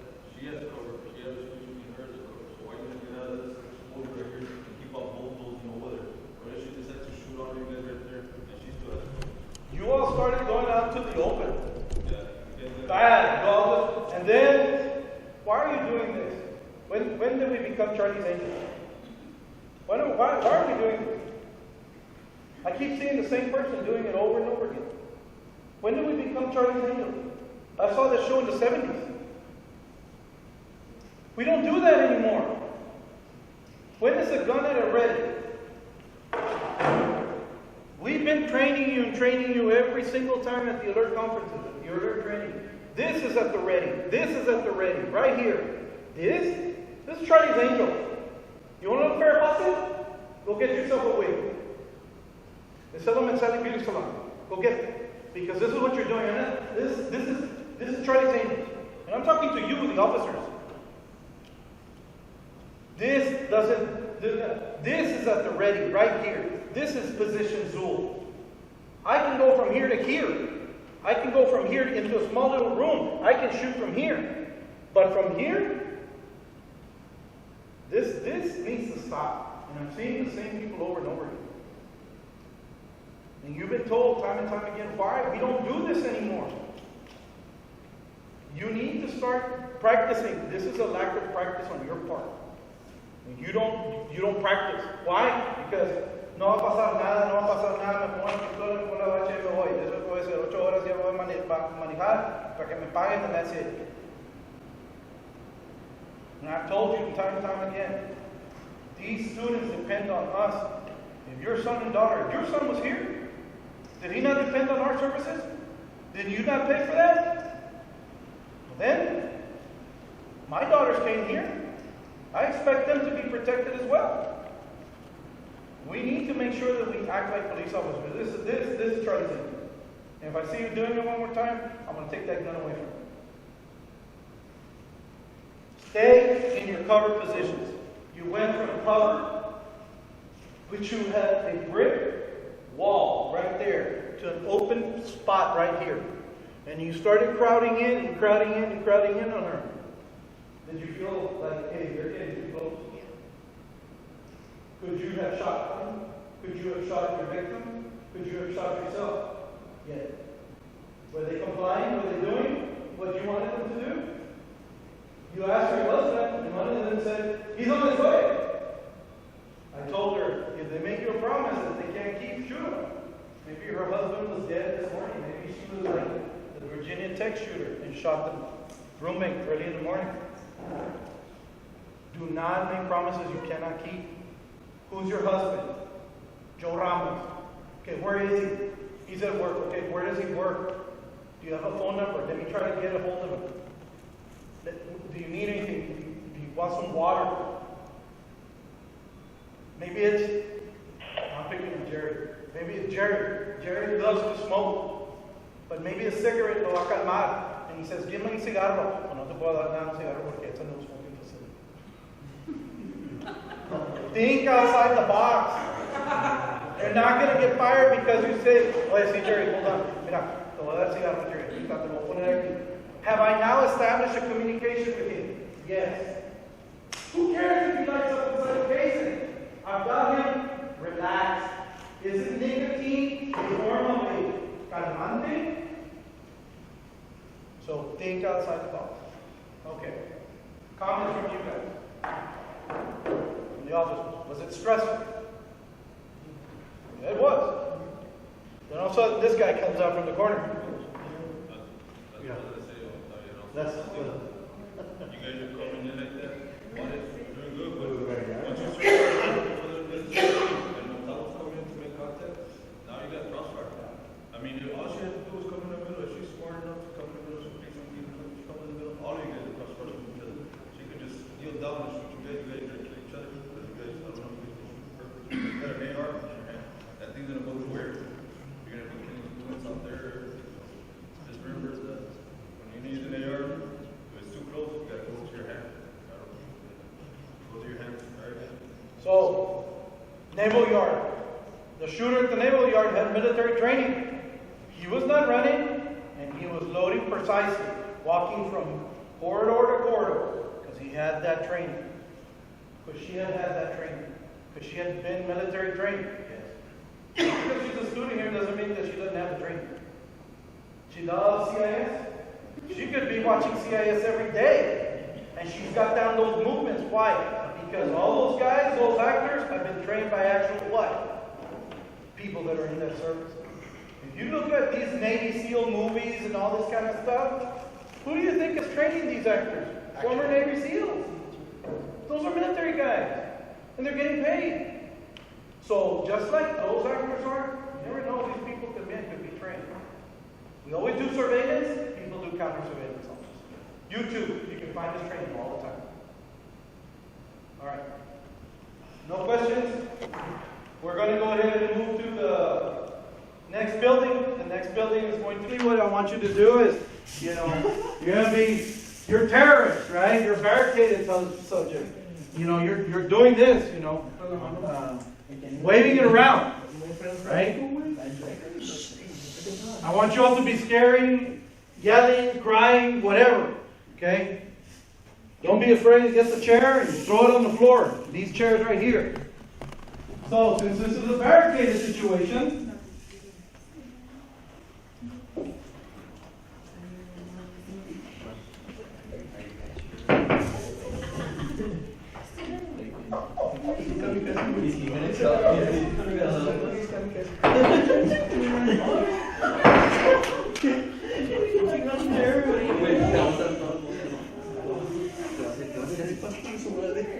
okay?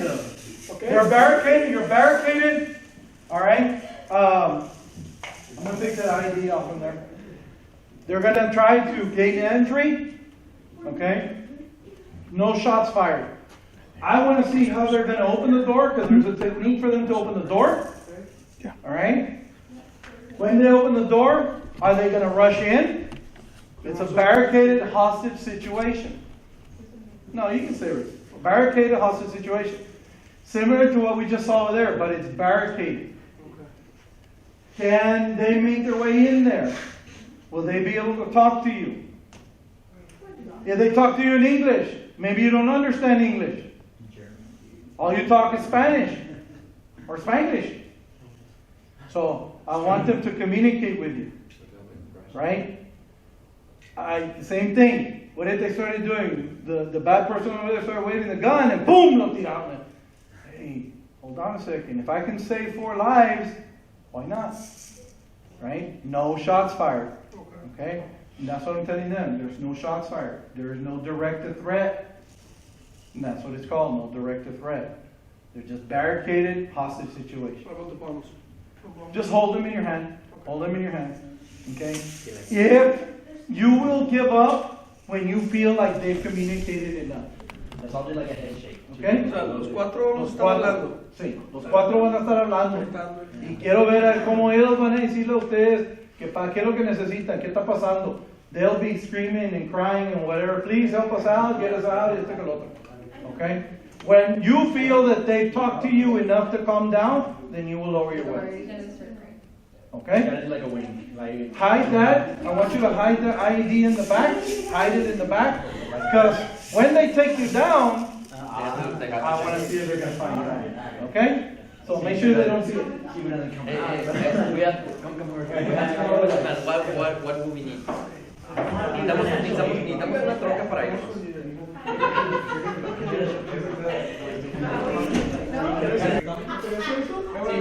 They're coming. Helicóptero dinero. Oh. Hey, he's the boss, he's the boss. Just hey! Hey! Stop moving!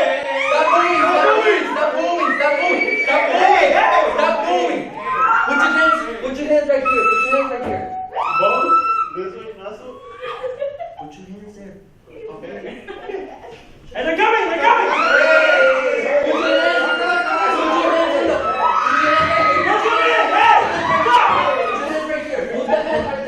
Put your hands in the.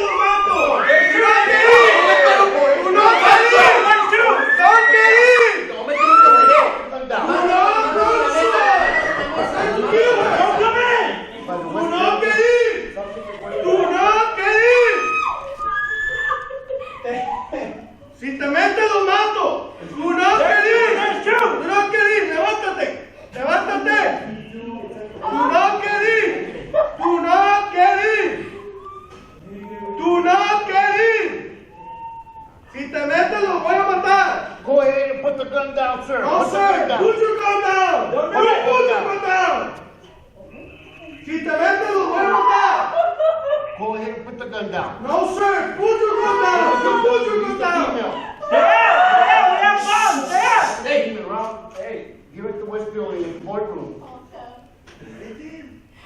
Go ahead and put the gun down, sir. No, sir. You put your gun down. Get the hell out of here. Put it down. Put the gun down. I'm going to kill her. Do not move. You didn't give us what we want! Move. Put it down. You guys want to negotiate? Negotiate! Come on! The code. Give us something! Release the code, sir. Put the gun down. What is it? Put the gun down. Release the female.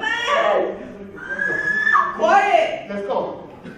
What is it that you want, sir? What is it? Danos un helicóptero para irnos de aquí. No, sir. No, sí, un helicóptero. Si nos estás poniendo peros, nos vamos a matar a todos. ¡Queremos dinero! ¡Queremos dinero! ¡Queremos dinero! We need money! We need money! I want to kill them! Danos un I want to helicóptero y kill dinero y them! nos vamos de aquí. Get out! Get me my money or get out! Go ahead, sir. Get me my money or get out! Put the gun down. Get out or I'm going to kill them! Do not move an inch! Release the female, sir. No, sir, I won't! Get me my money, get me my vehicle! Stop. Go ahead, sir. No, sir. Put the gun down. No, sir, I won't! Do not move an inch or I kill them! Put the gun down, No, sir. sir, I won't! Release the female. I won't! Don't move! Subject is still inside the West Building. He won't release the gun. Won't release the female. Hostage, is the hostage team around?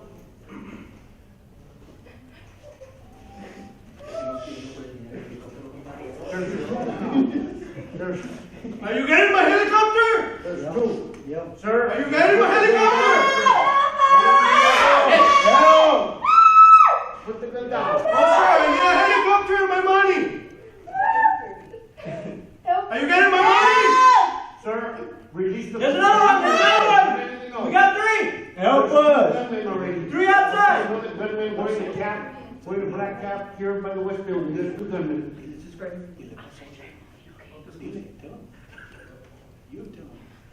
Put the weapon down. Give us a helicopter already! Or else I'll throw it here and we'll blow up the bits. Got a bomb. 10-0.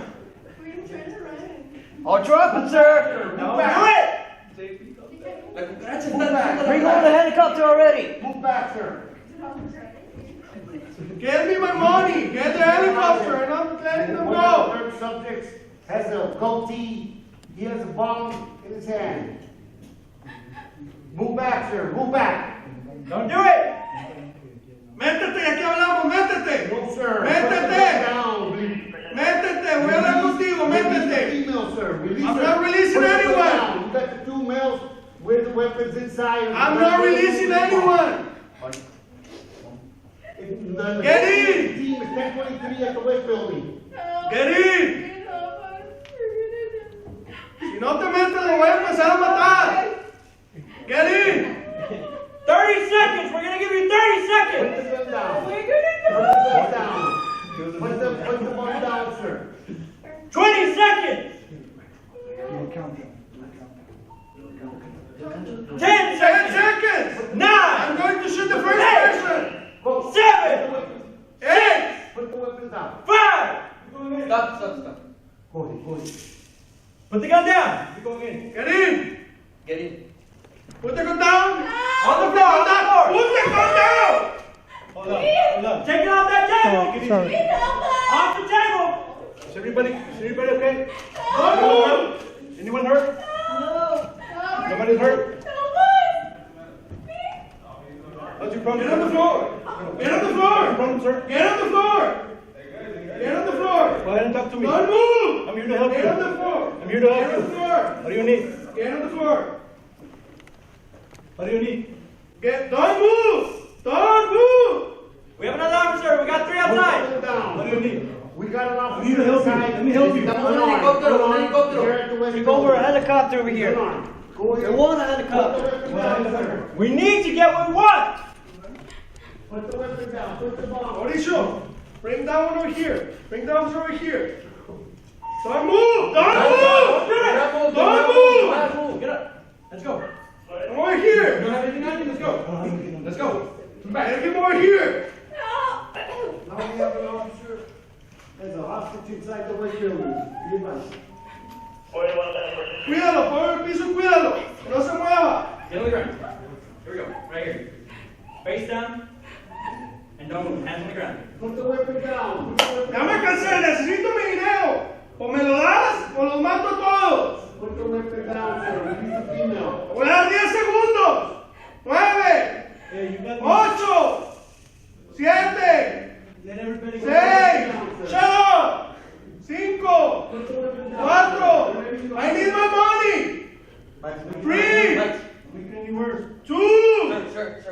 Que necesitamos el helicóptero. All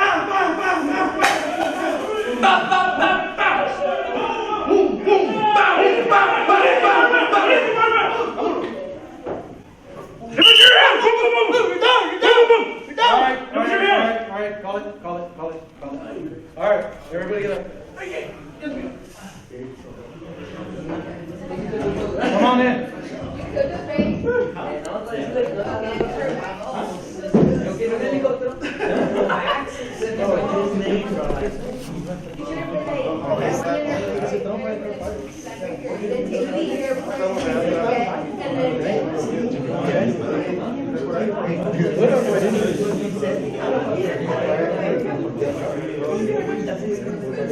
Jerry, come here. All right. Okay, guys. Shh. So what happened? Didn't get what we want. He died. Didn't get what we want. Didn't get any resolution. It just kept on staying the same. Okay. What did you all see wrong? Trainers. What did you all see? Him walking in for sure, because that's another hostage that you all have to deal with. Now we had another hostage. And he lost his weapon too. He lost his weapon. He was taken hostage. Not only that, he was also killed. I understand what he did because he felt it was a desperate situation, right? Somebody had to do something. What you all didn't hear is that they started with the first countdown. He started with the first countdown. What have you been told in the first thing? In a hostage situation, barricaded situation. They've already started telling you, I'm going to do a countdown. 10, 9, 8. Now do you have a justifiable shot? Yes. They started doing a countdown. That's an indicator to you that these people are going to kill people. You don't know. You can be taken to court. You can be sued. And you can sue back. But, listen to what I'm saying. If you already have somebody telling you, give me my money, and you haven't produced those $1 million, and they started doing a countdown, 10, 9, 8, 7, what are you waiting for? That's an indicator things are going to get bad. We don't know if they're going to start shooting people, but are we justified in saying, I feared for the life of those other individuals, so I had to take action and put down the shooter or shooters? Yes. The indicator when you start putting down is they started making demands that were not being able to be met, plus the shooter or the shooters started making a countdown. 10, 9, 8. Jerry walked in because, like, oh man, somebody needs to do something because nobody else was doing anything. Leo was trying the best that he could, trying to communicate, but he wasn't getting anywhere. Could we have talked to another partner? Lopez, you try it. Hey, ¿sabes qué, sir? Mira, espérate, ahí viene un negotiator. They don't know if Lopez is a negotiator or not. He can come in and say, Santiago Lopez, sargento, ¿qué está pasando? Déjame ver qué necesitan. You could have tried it, but you didn't. Okay? We get desesperados because we want that over with now, fast. And that's the mistakes that we make. Okay? Montalvo said, we were in the back. We were waiting for people. We could have come in. Well, now I'm afraid of crossfire. But you didn't come in. Yes, you could have come in, but it doesn't necessarily mean you have to come up high, or can you open the door and down at the bottom? You can. You have to adapt. When you open the door, you didn't let it breathe. Not on that one, not on that one. And you didn't see the booby trap at the bottom. You need to look everywhere. Everywhere. You have a hostage barricaded situation. If you see a booby trap, hang back. On the radio call, because a majority of these IEDs that we have here in the United States are not as sophisticated. They're not sophisticated like what you see in Iraq and Afghanistan and those third world countries, where they're remote controlled. This could have been a simple wire, very simple. Austin Bomber was a simple thing. Communicate on the radio. Hey, I have a tripwire. Hang back, hang back. As long as there's nothing being shot here, we have to save ourselves. But we didn't. And then we lost another officer because he came in, relinquished his weapon, and then was taken hostage. And then, at the second countdown, he throws a bomb, you're dead. Everybody was dead, but yet you still came in shooting. Okay, could that be the situation? Yes, you can. But what I'm going back is, if the bomb was thrown, where do you go? Away from it. Unless it's rolling this way, then which ways do you go? Forward. Forward. So you need to think about these things. Okay? Do we ever relinquish our weapons? Never. Never. I went back, I told you all a while ago, the LPD. Now we had another weapon into the fight. And here, now we had another weapon, plus 2 more mags, total of 3 mags. Okay? You got to think about this. All right? These are real life scenarios. All right. Questions? Barricaded situation. Remember, open the door, let it breathe. Lopez took cover. He took cover and concealment from the corner.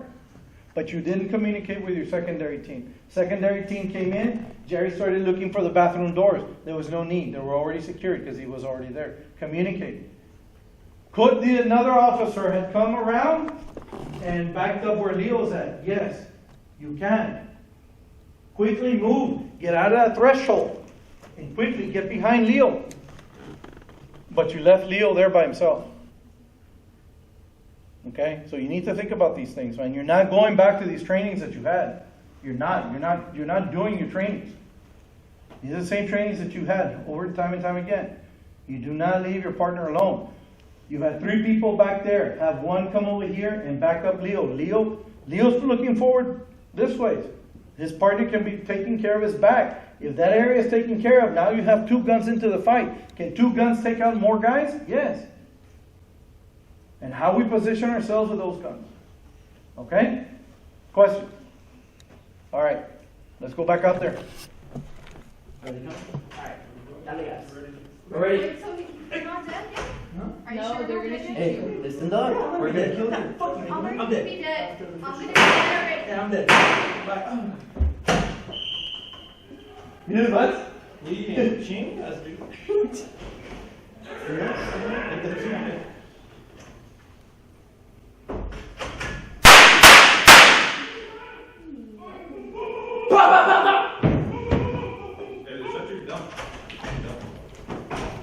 Police department! Room 1, room 2, go ahead, go in. Approach. Let me see your hands, let me see your hands! Hands up, Martin. Let me see your hands! Watch your corners, watch your indicators.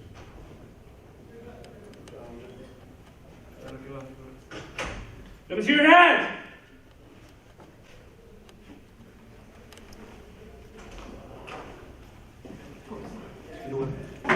One should be covered at all times. Good cover. Covered. Cover.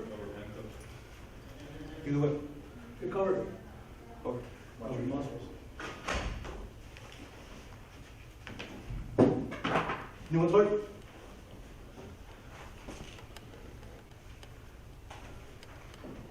Go move your down there. We have friendlies in the room. Do we know that they're friendlies? Get up. One by one. Get up, this way. Your hands up. With your hands. Who's got covered? Talk to each other. Good cover. Get that one. Someone cover this. Come over here. Got him now. The other one. Here. Watch your muzzles. You Muzzle. got a victim. You're pointing it at your officer. Hello. The Larry said, it's here. This way. Your hands up. Talk over. With the others.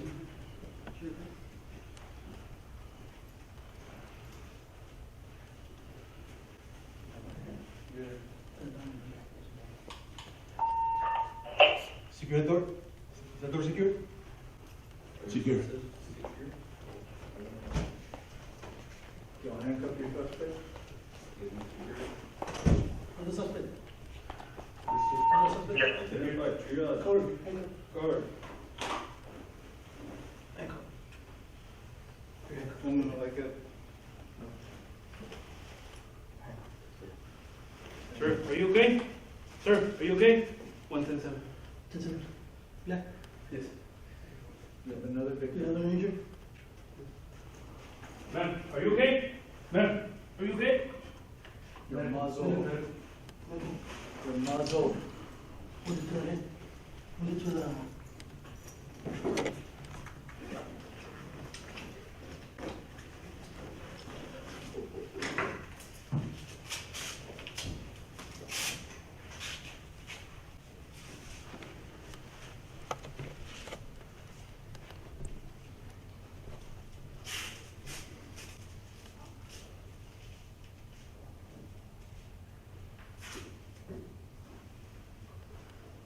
Okay, so show me another way where, if you didn't have a tourniquet, show me another way if you didn't have it.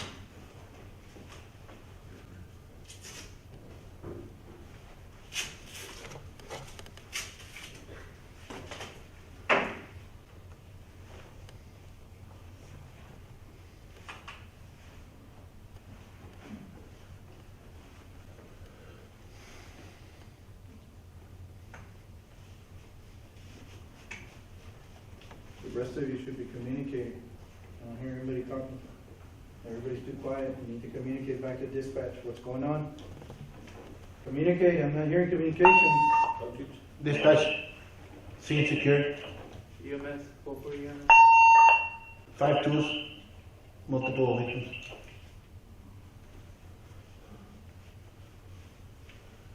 Ready, Mike? Go forward. Go forward, Mike. Yes, everything's clear out here. Okay. Why are you looking over here? You should be looking over there. All right. Show me another way where you can do a tourniquet. If you don't have anything else on it, can you use your body as a tourniquet? Yes. Can you apply direct pressure? Show me where you would apply direct pressure. Let her know what you're going to do.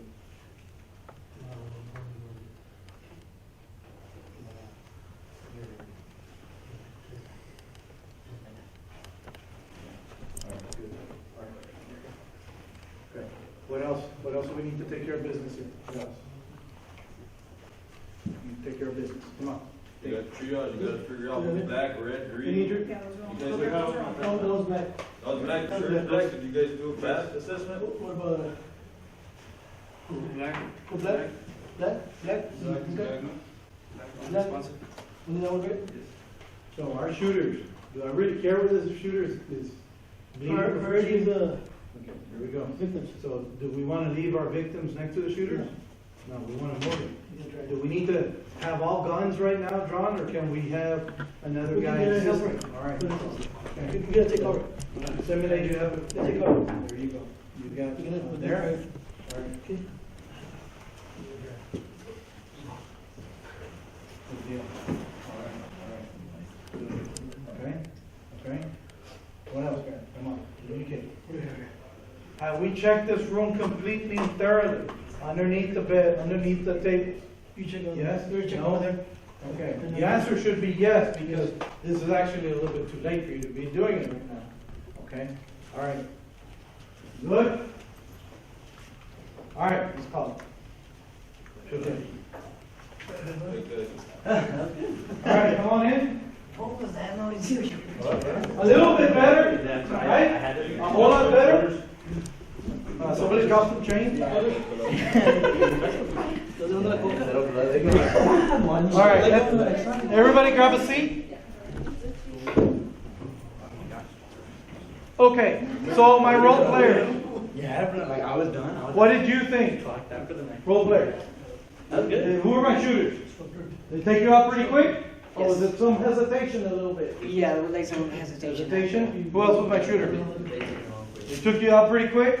Okay, all right. It took them a while to go down. Yeah, took them a while, but that's good. Just because you shoot somebody with a 223 round doesn't mean that they're gonna go down. Unless you do 3 to the head and 1 to the heart, right? Mr. Ramirez, our EMT instructor back here. Now, how fast can somebody go with a 2-2-3 round? Will it take them a while? Okay, so stop thinking that a 2-2-3 round is going to put somebody out real quick, because it won't. If you have somebody on PCP, you have somebody on any type of drugs or narcotics or whatever, a 2-2-3 round is not going to stop them right there and then. If anything, correct me if I'm wrong, Mr. Ramirez, that you shoot them somewhere, there's blood pumping out, and the more adrenaline that they moving, the faster that pumping out is going to go out. Okay? The only place when you can take somebody out and totally put them out is where? Headshot. Headshot. And unless you're that proficient, then you need to make your shots count. En North Carolina, un highway trooper, Marcos, got involved into a struggle. The suspect shot the trooper, I think 4 or 5 times on the vest. The trooper returned fire, hit him center mass 4 times, 57 magnetos tiempos. The suspect survived. The trooper went to go for backup. The last round, entró por aquí, dead to death. But the guy had 4 impacts, center mass, he survived. So, remember, these 2-2-3 rounds, don't think that because it's a 2-2-3 round, you're going to put them out. You need to make sure that when you put him down, you take that weapon away. He secured the weapon. This is what I don't want you to do.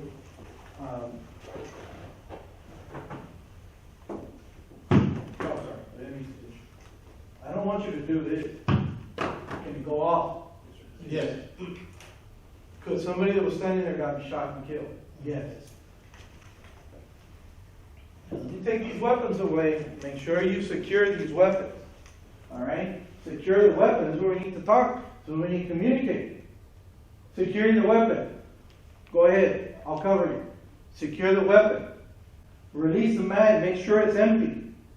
Okay? And put it off to the side. Because if we leave it loaded, and we do this, it's going to go off to somebody. You take a handgun, whoever has a handgun, you do the same thing. You have a mag, and there's a round in here. SIGs right now are getting very bad reviews because a SIG, you drop it, it's going to go off. Boom. It's going to go off. So be careful when you start removing weapons and you throw them to the side. You did a very good entry. You let the door breathe. Villarreal, very good. Who was the first entry team? Very good commands. So, was this yours? Very good commands. Whole lot better, right? The more that we're training, things are starting to come back a little bit, right? That's all it is, guys. Repetitious training. That's all it is. Okay? Took down the shooter. Could we have shot through the windows? Yes. Boom, boom, boom. He's down. Okay. Direct threat. Shots were fired. That is your direct to threat. You heard the shots fired. Come in. Boom. You came in. You already saw victims down. Take the sucker out. Take him out. And once he's out, then you go in and address the weapons, handcuff your suspects, and let's go ahead and start taking these people out one by one.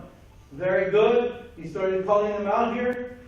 What you need to do again, work by teams.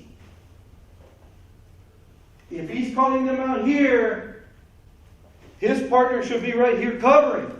If this is where he's going to check them, covering. I'd rather he would have brought them all the way over here, because Garibay is taking care of the door.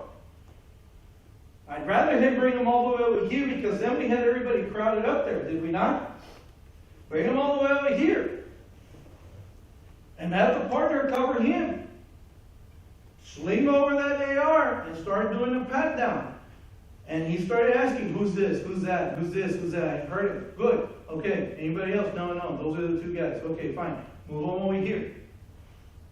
Okay? Still, keep your hands on top of your head. Could it be that this is another shooter? Yes, it could be. All right? But we want to make sure that we cover our partner.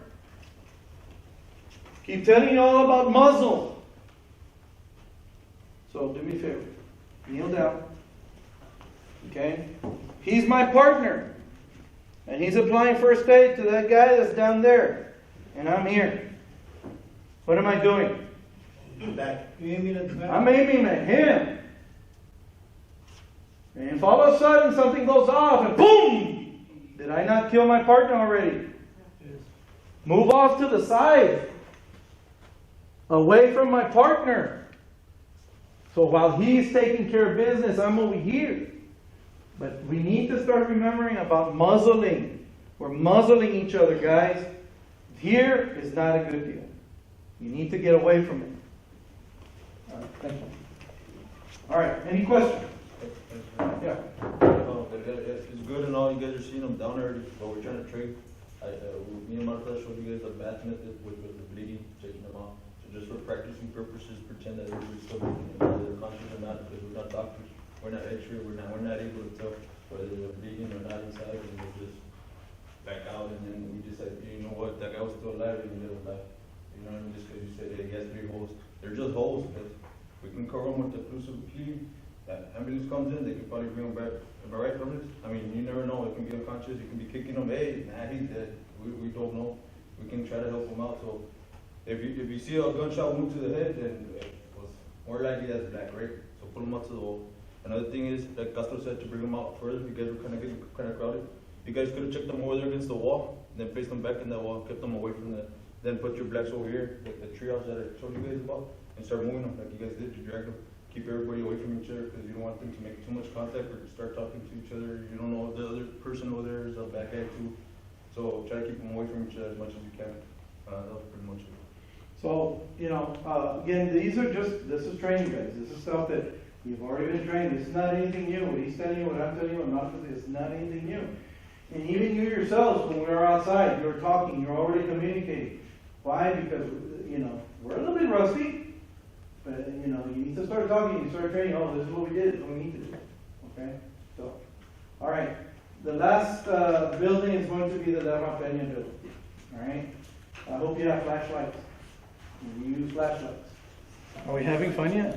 Yeah. Yes. And we're on. All right, so this is the scenario. Officers have been dispatched to this building, right? For a call of shots fired. An active shooter situation. Unknown how many subjects have guns. Unknown how many victims. But when they get here, everybody's leaving the building except for the shooter and 1 or 2 victims. Okay? I don't know where you're going to hide. So it's going to be up to you. They need to use flashlights and they need to look for you. Okay? So kind of like when you were kids, you would play hide and seek. That's it. Okay? So I need 2 shooters. 2 more shooters. 2 shooters. Okay.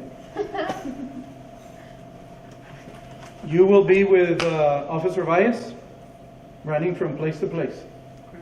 Okay. Do you have sim guns? ¿No tienen pistolas? Can you get 2 long guns? Yeah, 2 long guns. Who are going to be? I need 2 victims, two people that are down. Jan is like a professional victim. I'm a professional. All right. I can go. So you're going to be found right here by the elevators. Okay. Okay. Slumped over right by the outside of the elevators. And who's the other one? You. So you're going to be upstairs. Okay. Right by the counseling area, by the chairs. Okay. The rest of you hide wherever you want to hide. Marta, can you? We need to hide as well? No, you will be with Valles, because Valles is going to be sounding off. Okay, so wherever Valles goes, that's where the shooter's going to be at. Oh, okay. Okay? Can you take whoever they want to go hide? Where do you all want to go hide? She will open up. You tell her, she'll open up the room. Entonces la bóveda The verses? The verses. They can be 2 in one room and then another in another floor, or wherever they want. Yeah. Hide in different areas. Hide in different areas. Let me know when you're done. You got about 5 minutes. Okay. All right, ready? Yes, sir. Yes. Yes. Ready? Yes, sir. Calvo.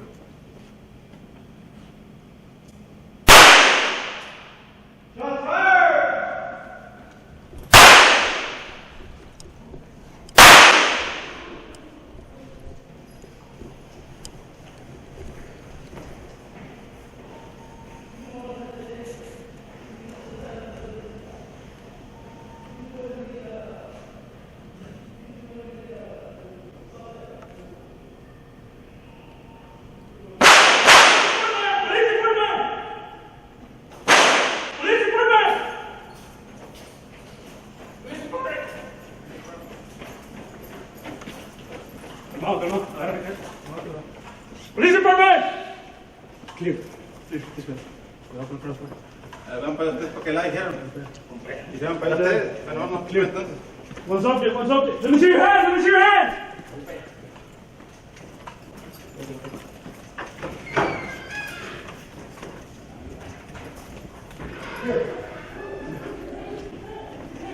Police department! Police department!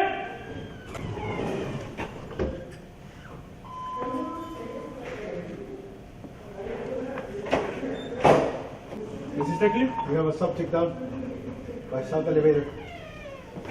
Second floor, 2 down, second floor. Sir, are you okay? Sir, are you okay? Unresponsive, call for EMS. Subject unresponsive, call the EMS. ¿Está secure? Dale por ahí.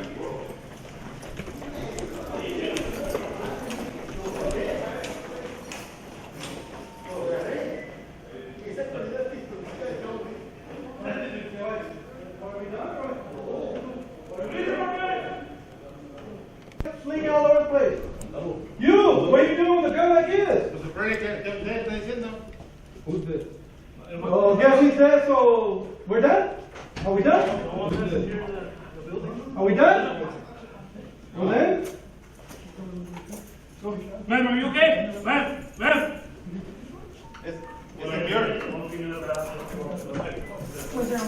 Why is he by himself over here? Let's go, get back.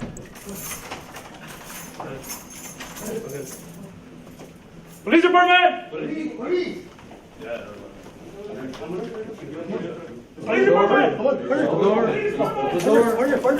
The door. Where's your hallway protection? Everybody's. Somebody needs to take care of this door over here.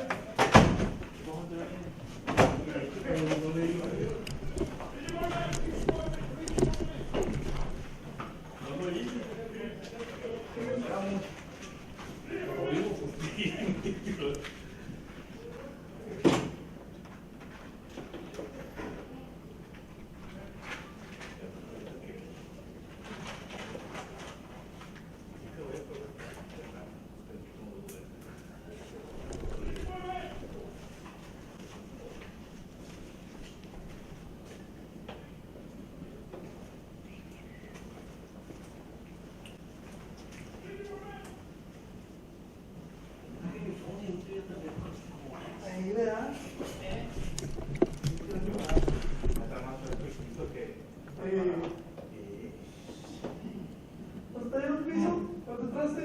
¿Te dieron piso cuando entraste? Sí, con los entramos y lo pillamos a poco.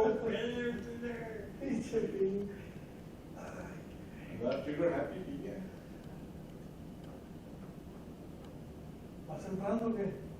¿Cómo? ¿Vas entrando? No, entramos una pidiendo afuera.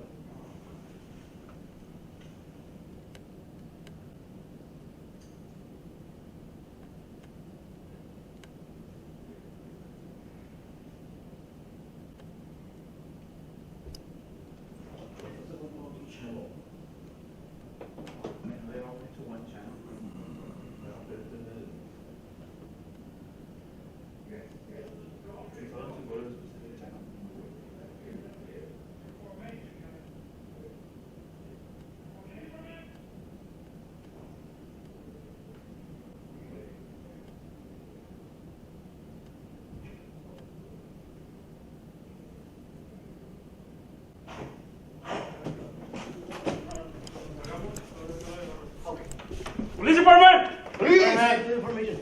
Information. Order. Go. Clear. They clear? Yes. Here. Who's downstairs?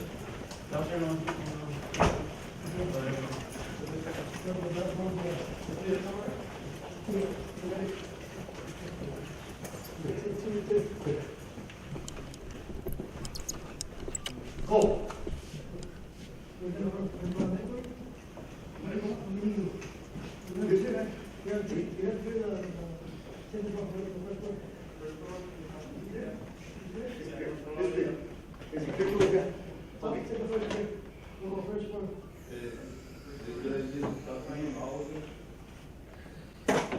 then in the other hallway, you got security, you got people. Make sure we good.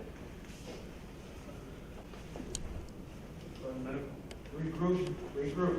You've got officers scattered all over the place. Regroup. Let's think, guys. Let's think. What do we need to do? You have 3 here, you have 2 over there. What do we need to do? Obviously, this area's already been checked, so is he good to get away from it? Yes. Yes. So bring him back over here with you. Thank you. Come over here. He already cleared. He's clear, yes. Come back over here. Come over here. Regroup. Yes. All right. What do we need to do? Let's get back into a formation. Okay. Well, have we cleared the whole area? No. Have you all checked this over here? On this side, do this. Is it clear? So we're clear? All right. So now we have what floor to deal with? First floor. Get down to the first floor. The injured? We'll come back and we'll take care of it. Are you all sure there's cleared out from here? Did y'all clear all the rooms? This was that clear? I don't know. No, asking this guy. Yeah, was it clear? Maybe. One of you has keys, so I'm checking. We're going in different directions. Okay?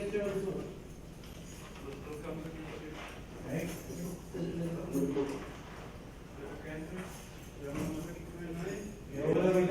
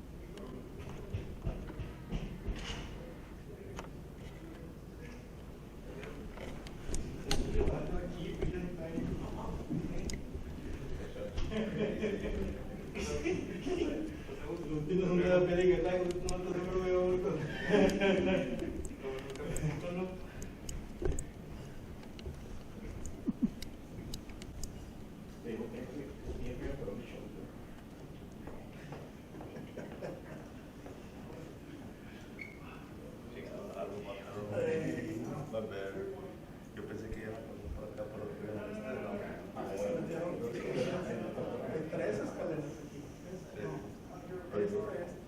correcto, Ernesto, porque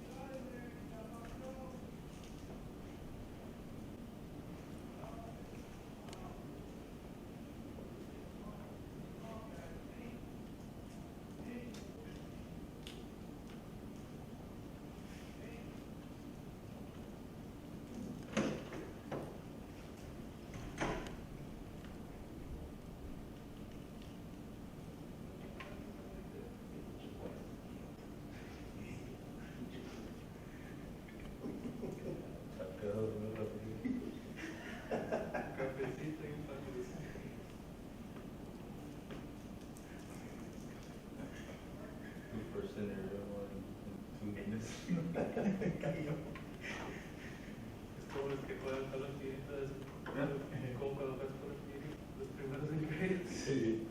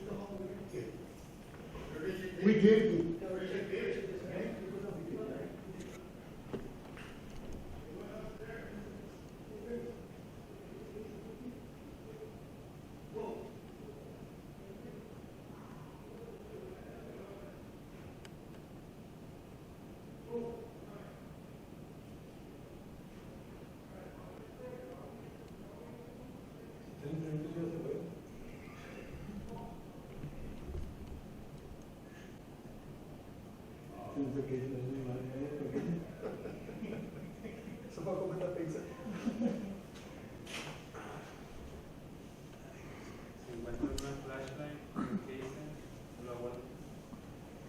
¿Qué es el problema?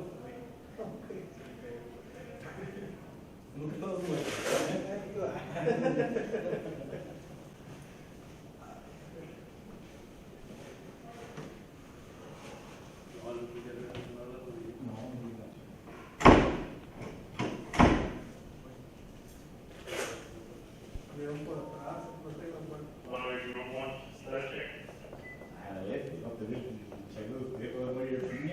Covering. ¿Puedes tener el truck around? No, porque no está bien. Pasó un matrón de cuadro. Room 2, room 1, stashing.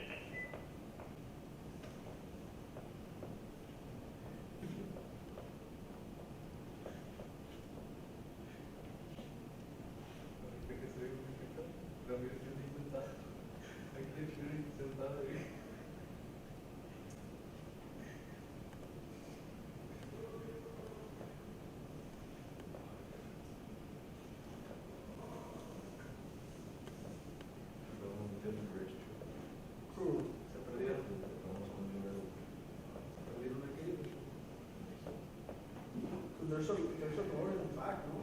Sí. Sale por el pasillo. Sí, Hay una para atrás, la que sale al pasillo. Stashing.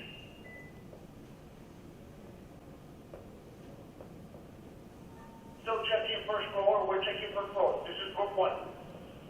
We're by the enrollment registration services in front. Enrollment registration services. ¿Qué está aquí?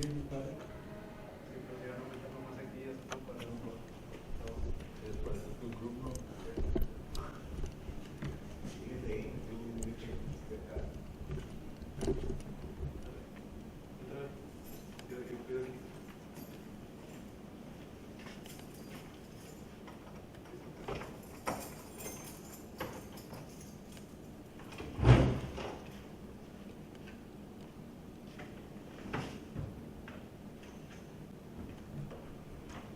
Get up.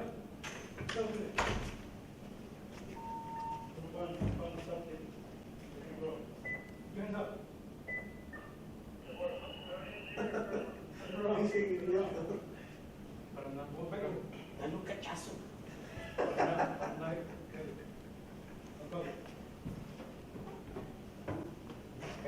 You have anything on you? No.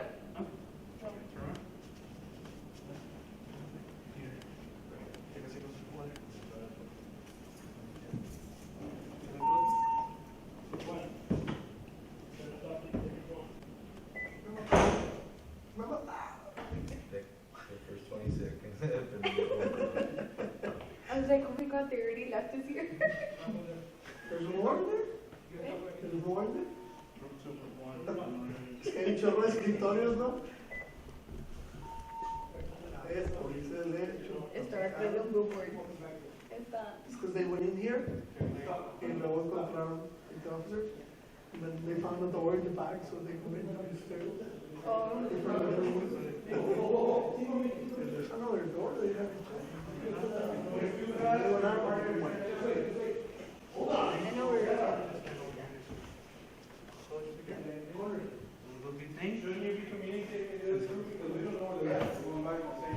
Deep no, third, second floor, you say it. Deep no. Therefore, we cut two subjects from ground subjects from second floor. Second floor. The 20 that you have, second floor.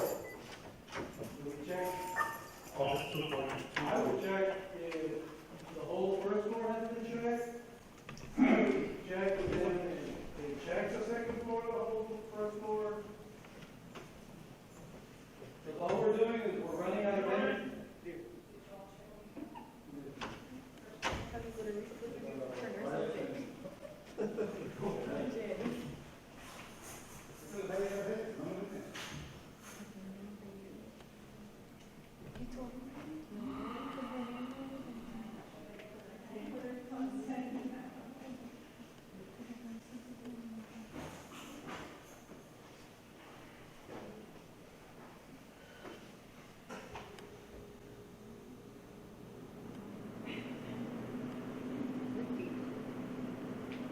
está muerto.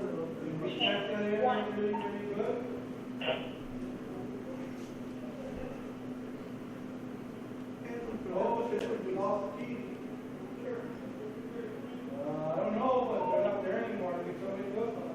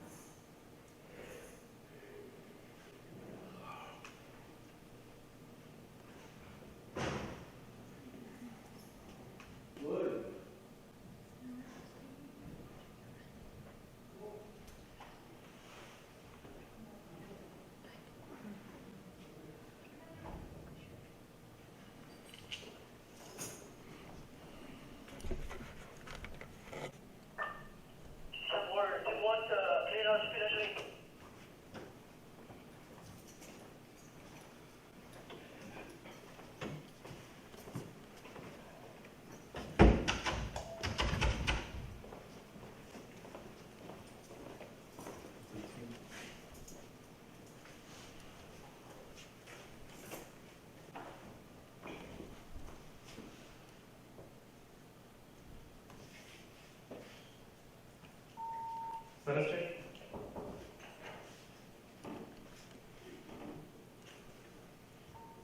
Group 1, status check. Group 1, pedestrian clear.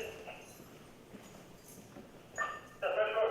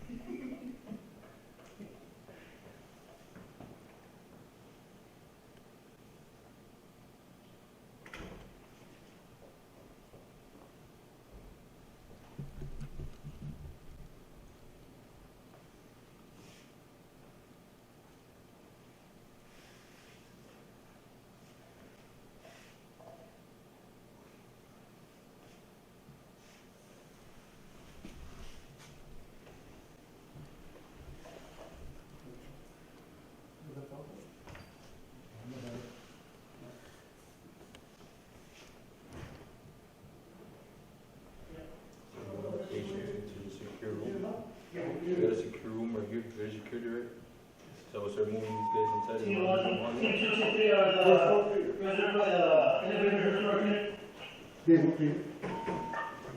want to clear them in. You guys took them out. They're going to be out here because you're not open.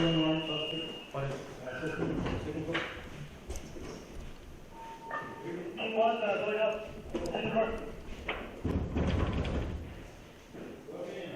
guys gonna wait outside or what? You guys need to start working inside? You're in security inside. You're gonna be out in the open. You're like ducks right now. You gotta move everybody inside. What do you mean? They're suspects? Or Hey, did your follow-up teams at the bottom tell you that they're coming up? You have a blue on blue coming up. Did they tell you? did they tell you guys? Did they say that they were coming up? They called you guys? No. No. You better do something about it. They didn't advise you.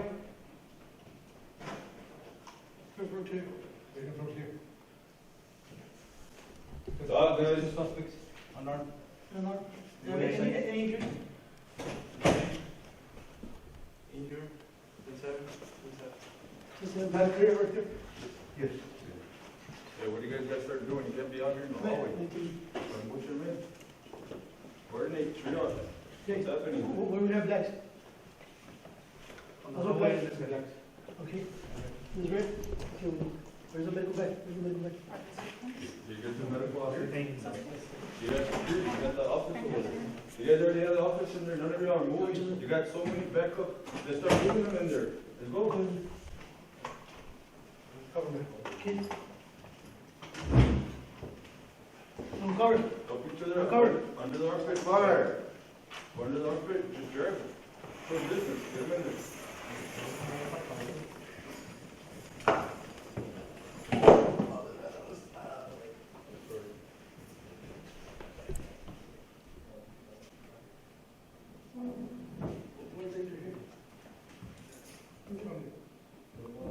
Man, my brother officer is bleeding bleeding to death because y'all are not moving fast enough to save him. Y'all shot him anyways. I'm just getting so emotional because my brother Cal got killed and I was standing there watching Where's the it. victim? Come on, let's go. Go. Hey, where's the victim? Let it go back. What do we have here? You know? Is that a shooter or is that a shooter guy? It's a shooter. That's a shooter What about victim over that here. poor girl over there Shooter that's probably victim. been bleeding to death for the last 15 or 20 minutes? You know what? We got a shooter. What's going on? Got two in there. Two that just ran inside. Let's go. Announce it, guys. We got two more here by the student success.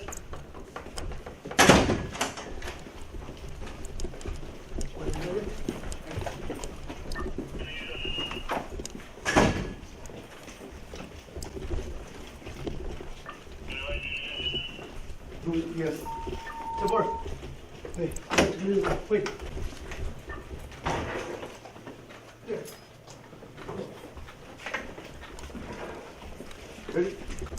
What did you see? Did you see people in here? I saw two. Go that way. I didn't saw him here. I saw two. I didn't saw him here. Then breathe. Here. Here. Here.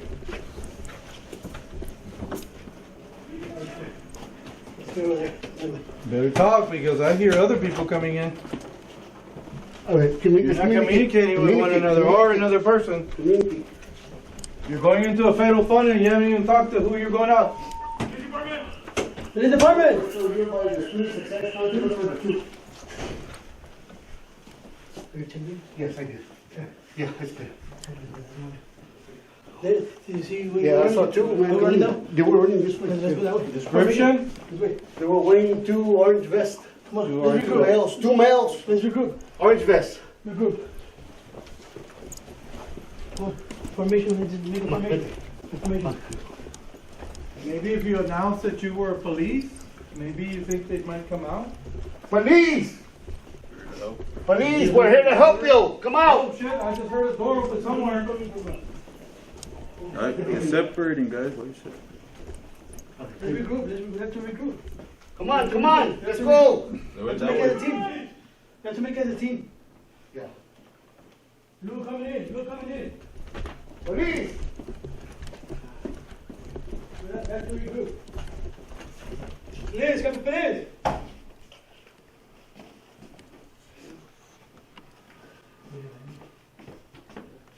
Police department.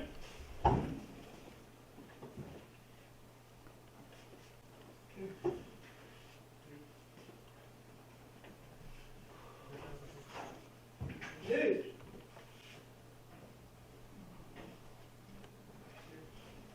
Here. Here. Yellow. You know? Yellow. We have to clear here, this area. Yeah. Let's move. Yeah. Pases.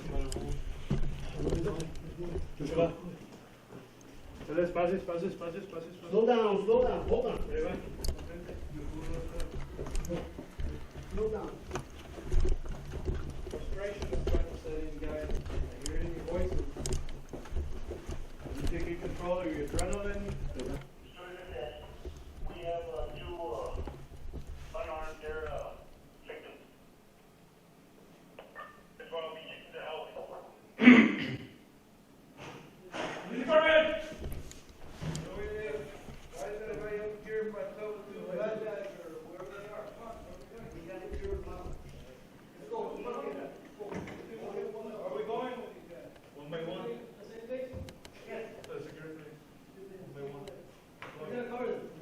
Cover them. We're gonna cover them. Come on. Move. They're on the open. Let's go. Get into the.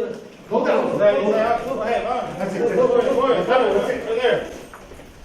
Cover them in the safe place. Right there. Right there. Don't move. And let's go in and shoot him. And the bad guy. Cover.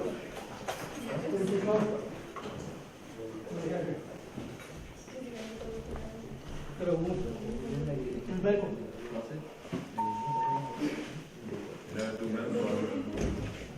Should we do medical out here, or would it be better over where the other person is at? Let's go. Cover us, Juarez, we're gonna cut, we're gonna carry the injured.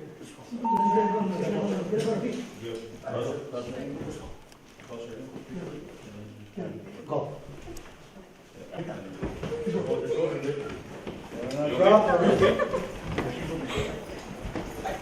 Careful, guys, careful. If you're down slowly, speed first. Better catch yourself.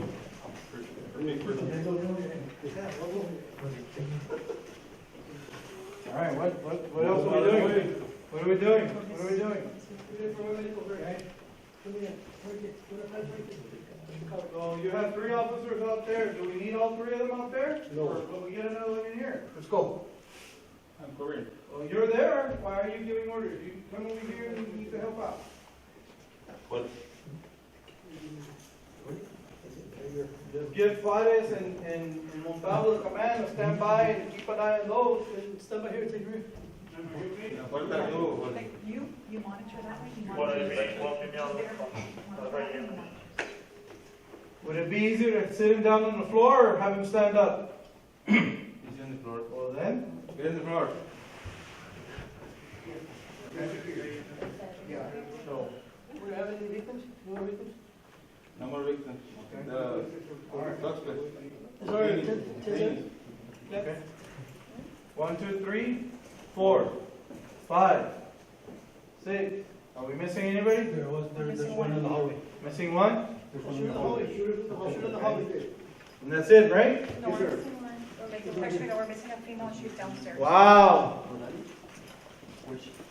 Guess what? What about the victim downstairs? Is the victim or? We just got a call that there's still a missing student advocate somewhere hiding because she's calling on the cell phone and she's saying that she's scared. She doesn't want to come out because she heard shots fired. So what are we going to do? Let's get into 2 groups. Go down. Let's go. 4 groups gonna stay here. Yes. So we're going to leave the people unattended with the medical? We're gonna leave 1 group here. Yes. We're gonna leave down. Okay, so we left her in there by himself with a police officer who's dying? Who's in there? In there, Vera. One group's gonna stay here. Yeah. Yeah.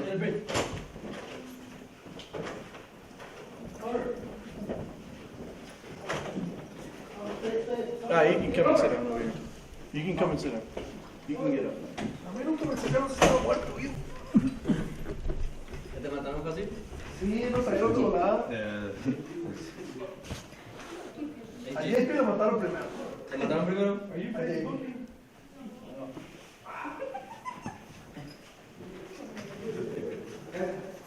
Who's missing? What's your name? Odie, You have her number? yeah. Oh, it's a big girl? It's a big girl? Ahorita sale de aquí de... Hay una buena Facebook que el del gas station, el otro se trata de escapar, está con la camioneta y el policía está peleando con él y luego de repente la vieja, el girlfriend también trata de correr y se va a quedar back y como 2 minutes later, la vieja se roof y se cae la vieja.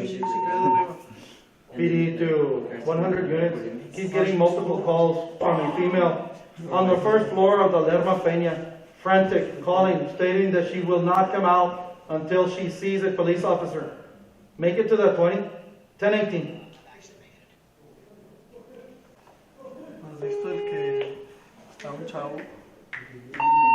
PD to 100 units. Did you copy?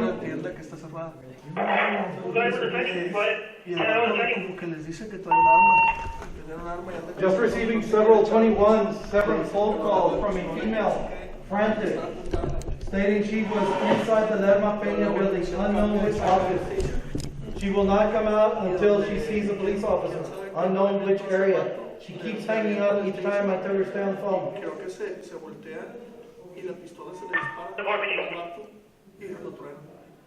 Only dispara atrás. PD to 100 units. Several phone calls coming in from the same female stating that she is a diabetic. She is a diabetic, stating that she's not feeling well.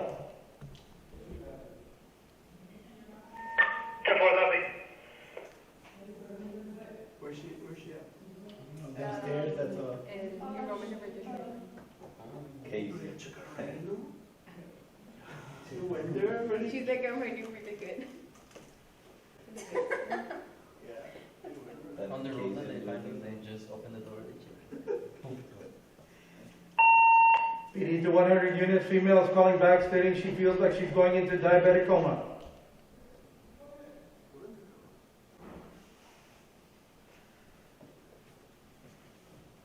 She's like, PD to 100 units, did you copy?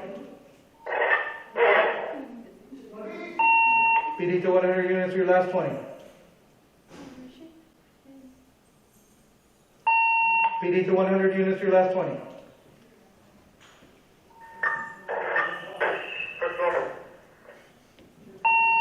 Ten for what area of the first floor? First officer. It'll be room 160, room 160. Room 160, what room, what department? Registers. Room 160, did you make copy with that 17?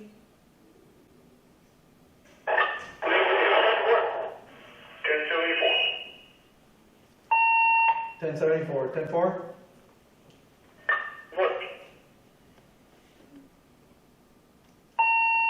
PD to 100 units, PD to 100 units. Female just called back again, says that she hears noises, she hears voices. She's starting to faint out from her diabetic coma.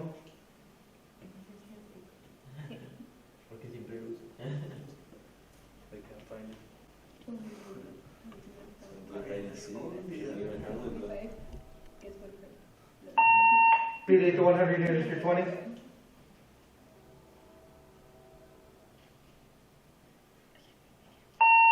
PD to 100 units, you're 20. Inside registers. Still checking. ¿Tú mataste al señor? No, lo mató otro policía. What? ¿En serio? No se hablaron. Ah, es que lo que happened es que lo cambió el channel, lo escuchó.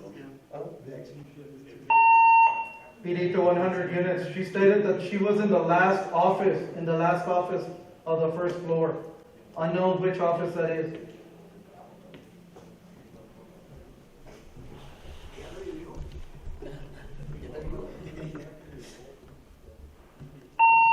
PD to 100 units, you copy? PD to 100 units, you're 20?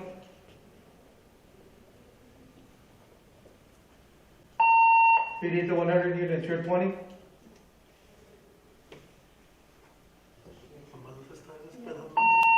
PD to 100 units, you're 20? Be by the officers enrollment registration. 10-4, by the Office of Enrollment and Registration, 10-4.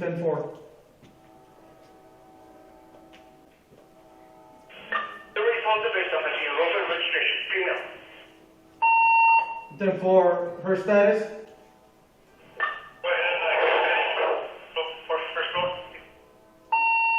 10-4, are you going to be stationed there or are you going to make it to another location? We'll be standing by at ERS. She is doing okay right now. She has told us that she's okay. I told her that 5-2 is around. 10-4. All right, guys, let's go downstairs. Make sure you pick up all the guns.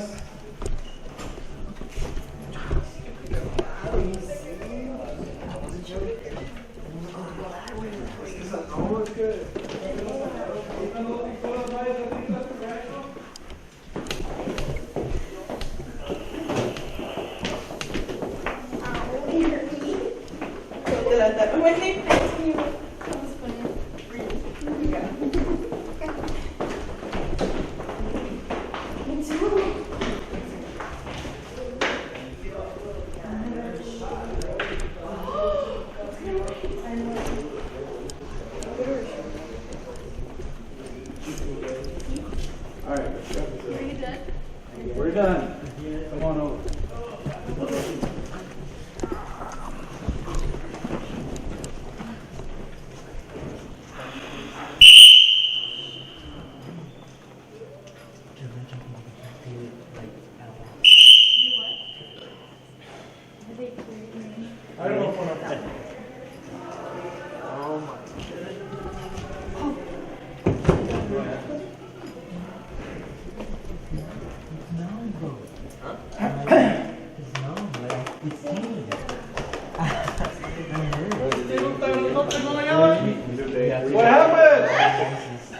Mind you, So then I had a good hiding space. how many times did you hear them go in through there? Like 3 times. Upstairs in the room. Like we went into that room 3 times and there was a second floor that we never went in. 'Cause it was a story. We're in here, well, that's why she thought we were there. Do I have everybody here? All right. Okay, so,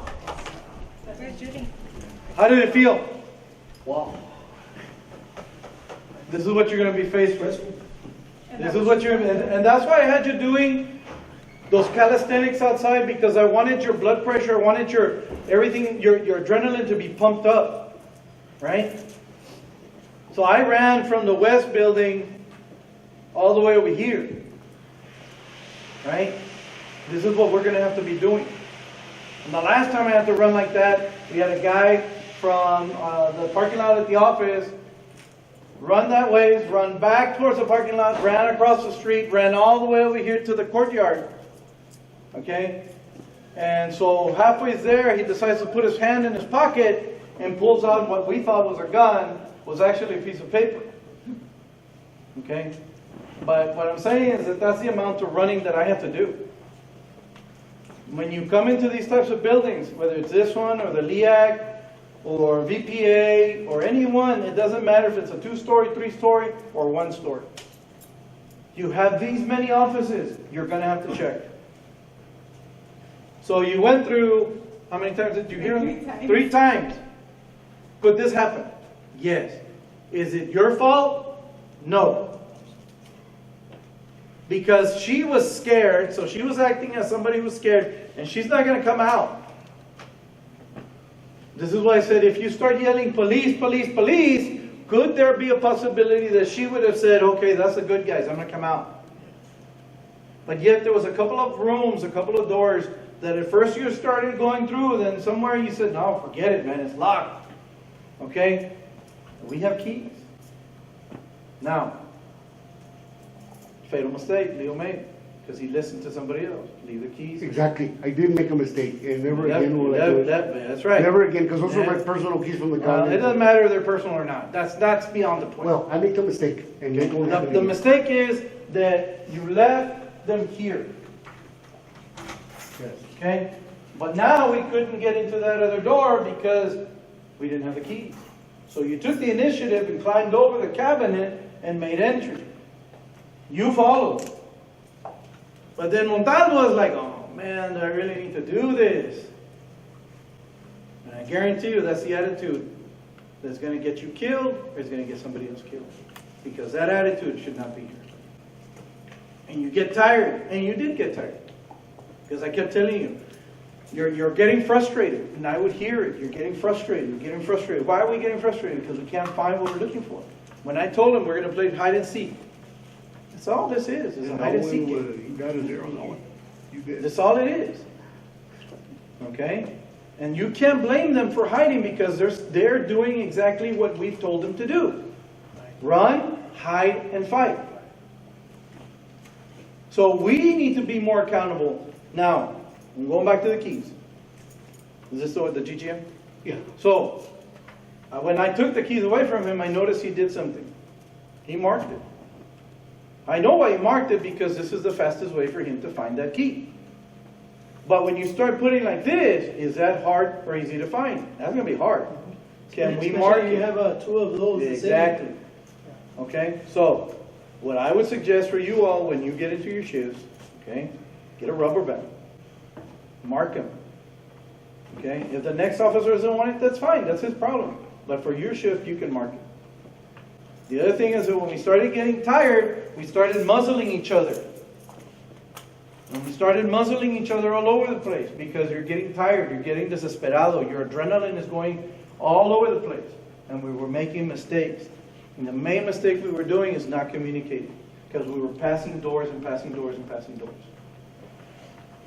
That miscommunication allowed us to start separating. So he would stay behind while you two were moving, but then all 3 were moving, but you were moving too fast.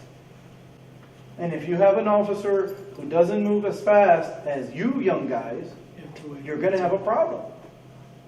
And then when you start packing on all this other stuff, You've seen my AR. That's heavier than the other ones. And you start carrying 2 double mags and a sling and a scope and all, you're going to get tired. Now start carrying that shotgun all around and you're going to get more tired. So, you need to stay together as a team. If we had multiple teams, could we have taken the top and the bottom? Yes, you can. But we got to communicate. We have to maintain the communication. Shooters. Did they take you out pretty quick? Yes. Okay. One of them told me to don't move, so I wasn't sure like we were supposed to stay there, and then they were supposed to cuff you up. But the other one like went boom boom, so they told you don't move, and then they shot you. So I'm not sure when they're planning to handcuff you, they're supposed to like shoot you. Well, in this case, so what the initial call was an active shooter, right? Shots fired. So, shots fired, they come across, as they make entry, they find one victim. So this young man was already shot. He was bleeding down at the bottom. So do the officers now have the probable cause to come in and take the shooters out? Yes. Because we've already had one casualty. One casualty is one too many. And as we approach the second floor, now we have another victim. Where is she? Or whoever was the other person that was down. Somebody else was down. Okay. All right. So now we have 2 more. So, if they're going to handcuff you, okay. But you all need to be careful, because if you were going to handcuff him, and you're going to handcuff him and boom, boom, now we have an issue. Okay? So you all need to be careful with the stuff like that. Right now you don't see it too much because you didn't have the sim guns. But yet, we had a blue on blue. And for those of you who don't know what blue on blue is, that means one officer shot the other officer. And this happens all the time in every alert training. Why? Because of the adrenaline, because of lack of training, because lack of communication. And this could have happened to a student. So this is why we need to train. This is why our mind needs to be in the game. If our mind is not in the game, then you're the one who's going to be standing in front of juries of 12. It's that simple. Because this badge comes with a lot of responsibility. Okay? When you enter these types of buildings, you need to be very careful. You need to communicate. What is your formation? What plan do you have? If you have somebody who's medical, then he's going to be your medical guy. But just like I kept calling and calling on the radio about a 17, this is what's going to happen. And that's more pressure for you. What are you going to do? Somebody needs to take control. Right? Don't necessarily think it's going to be the lieutenant or the sergeant. It might be you. Right? That's going to say, okay, you two take control here. You two over here. That's the person who's taking control. Stripes and bars, clusters and all these types of tree leaves and everything don't mean nothing. Okay? So remember that. So in the end, do you all feel comfortable with these guys doing their job and saving you? It's a stressful situation. These are split seconds. Not minute, I'm sorry. Split second decisions. That's why a lot of people criticize police officers at the moment they shoot somebody and they kill them, because they could have done this, they could have done that. Right? But when you have an active shooter situation, it's totally, totally different. Okay? And especially like tomorrow, we're going to be training at the daycare. And those are little ones. So when you hear shots fired, the daycare, that raises up the stress level. Okay? Do y'all have any questions for these guys? Anything that you feel that they should do, because you're paying them, you're paying us to take care of you all. So this is your time to tell us what is it that you want from us, what is it that you feel we should do better. Now's the time. Well, in my case, I just feel that they never checked on me if I was dead or not. Over the shooter, they just removed the gun, but they don't check on me like, is he dead or is he acting, is he pretending? You know, I just feel that for their security, they should check for that, you know, before they approach, they got the gun. Okay. Anybody else? Yeah, just to make sure that they killed the shooter and to remove the gun, because there was 2 times that I still had the gun in my hand. Okay. While I was down. Good. Ladies, Take you a while for them to find you. How you feel about that? Scary. When it came out. Is there an excuse for that? As a student? I mean, it's just that for them like to be more like opening, like to go like more, Into the room more in depth? because then like someone like, for example, like someone who's very emotional or stuff like that could like end up really bad and they don't even know Or about maybe it. someone that was injured, that was not hiding, but was injured and there. Very true. I like what you said.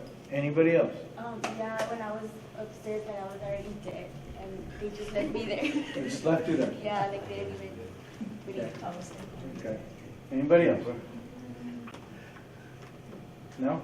But overall, like, they did pretty, like, not what we expected, but like, they did pretty good. Okay. I mean, it's just that lack of communication. That's it. Okay. And I appreciate you all being very honest with us, okay? We take your critics, we take your comments to heart. I take them very seriously, okay? Because it reflects upon me as a trainer. I'm responsible for them, right? So I have to go and present to my boss, and to my other boss, and then to the president of college and to the board. And everything's being recorded, okay? So I need to go back and say, these guys are capable of doing their job, right? And which is why I invite always student role players, because you all are paying us. We work for you, right? And we want you to make sure that when you come here, you're feeling safe. That in a situation, heaven forbid, something like this happens, hey, these guys don't only go and open cars, they're going to come in here and take care of business. Now, take it that it's a very difficult job. It is. And you have to make decisions very, very quickly. And unfortunately, when it's an active shooter situation, there may be people that are hurt or killed, right? So our primary job is to stop the shooter. Okay, once the Maybe shooter you is... could all push up for more officers, because if there's only one officer, two officers attack on a single day. So You're not that gonna is, see 6 of us. that's something that you know, you all need to be aware of too. That sometimes we have one officer per shift, okay? And for the last 10 years that I've been here, we've been asking for more officers and more officers and more officers. But it's never happened, okay? And so on top of all of that, we're having more construction. We're having more buildings. So does that mean more officers? No. That means they have to pick up the slack for more of this stuff that's going on, okay?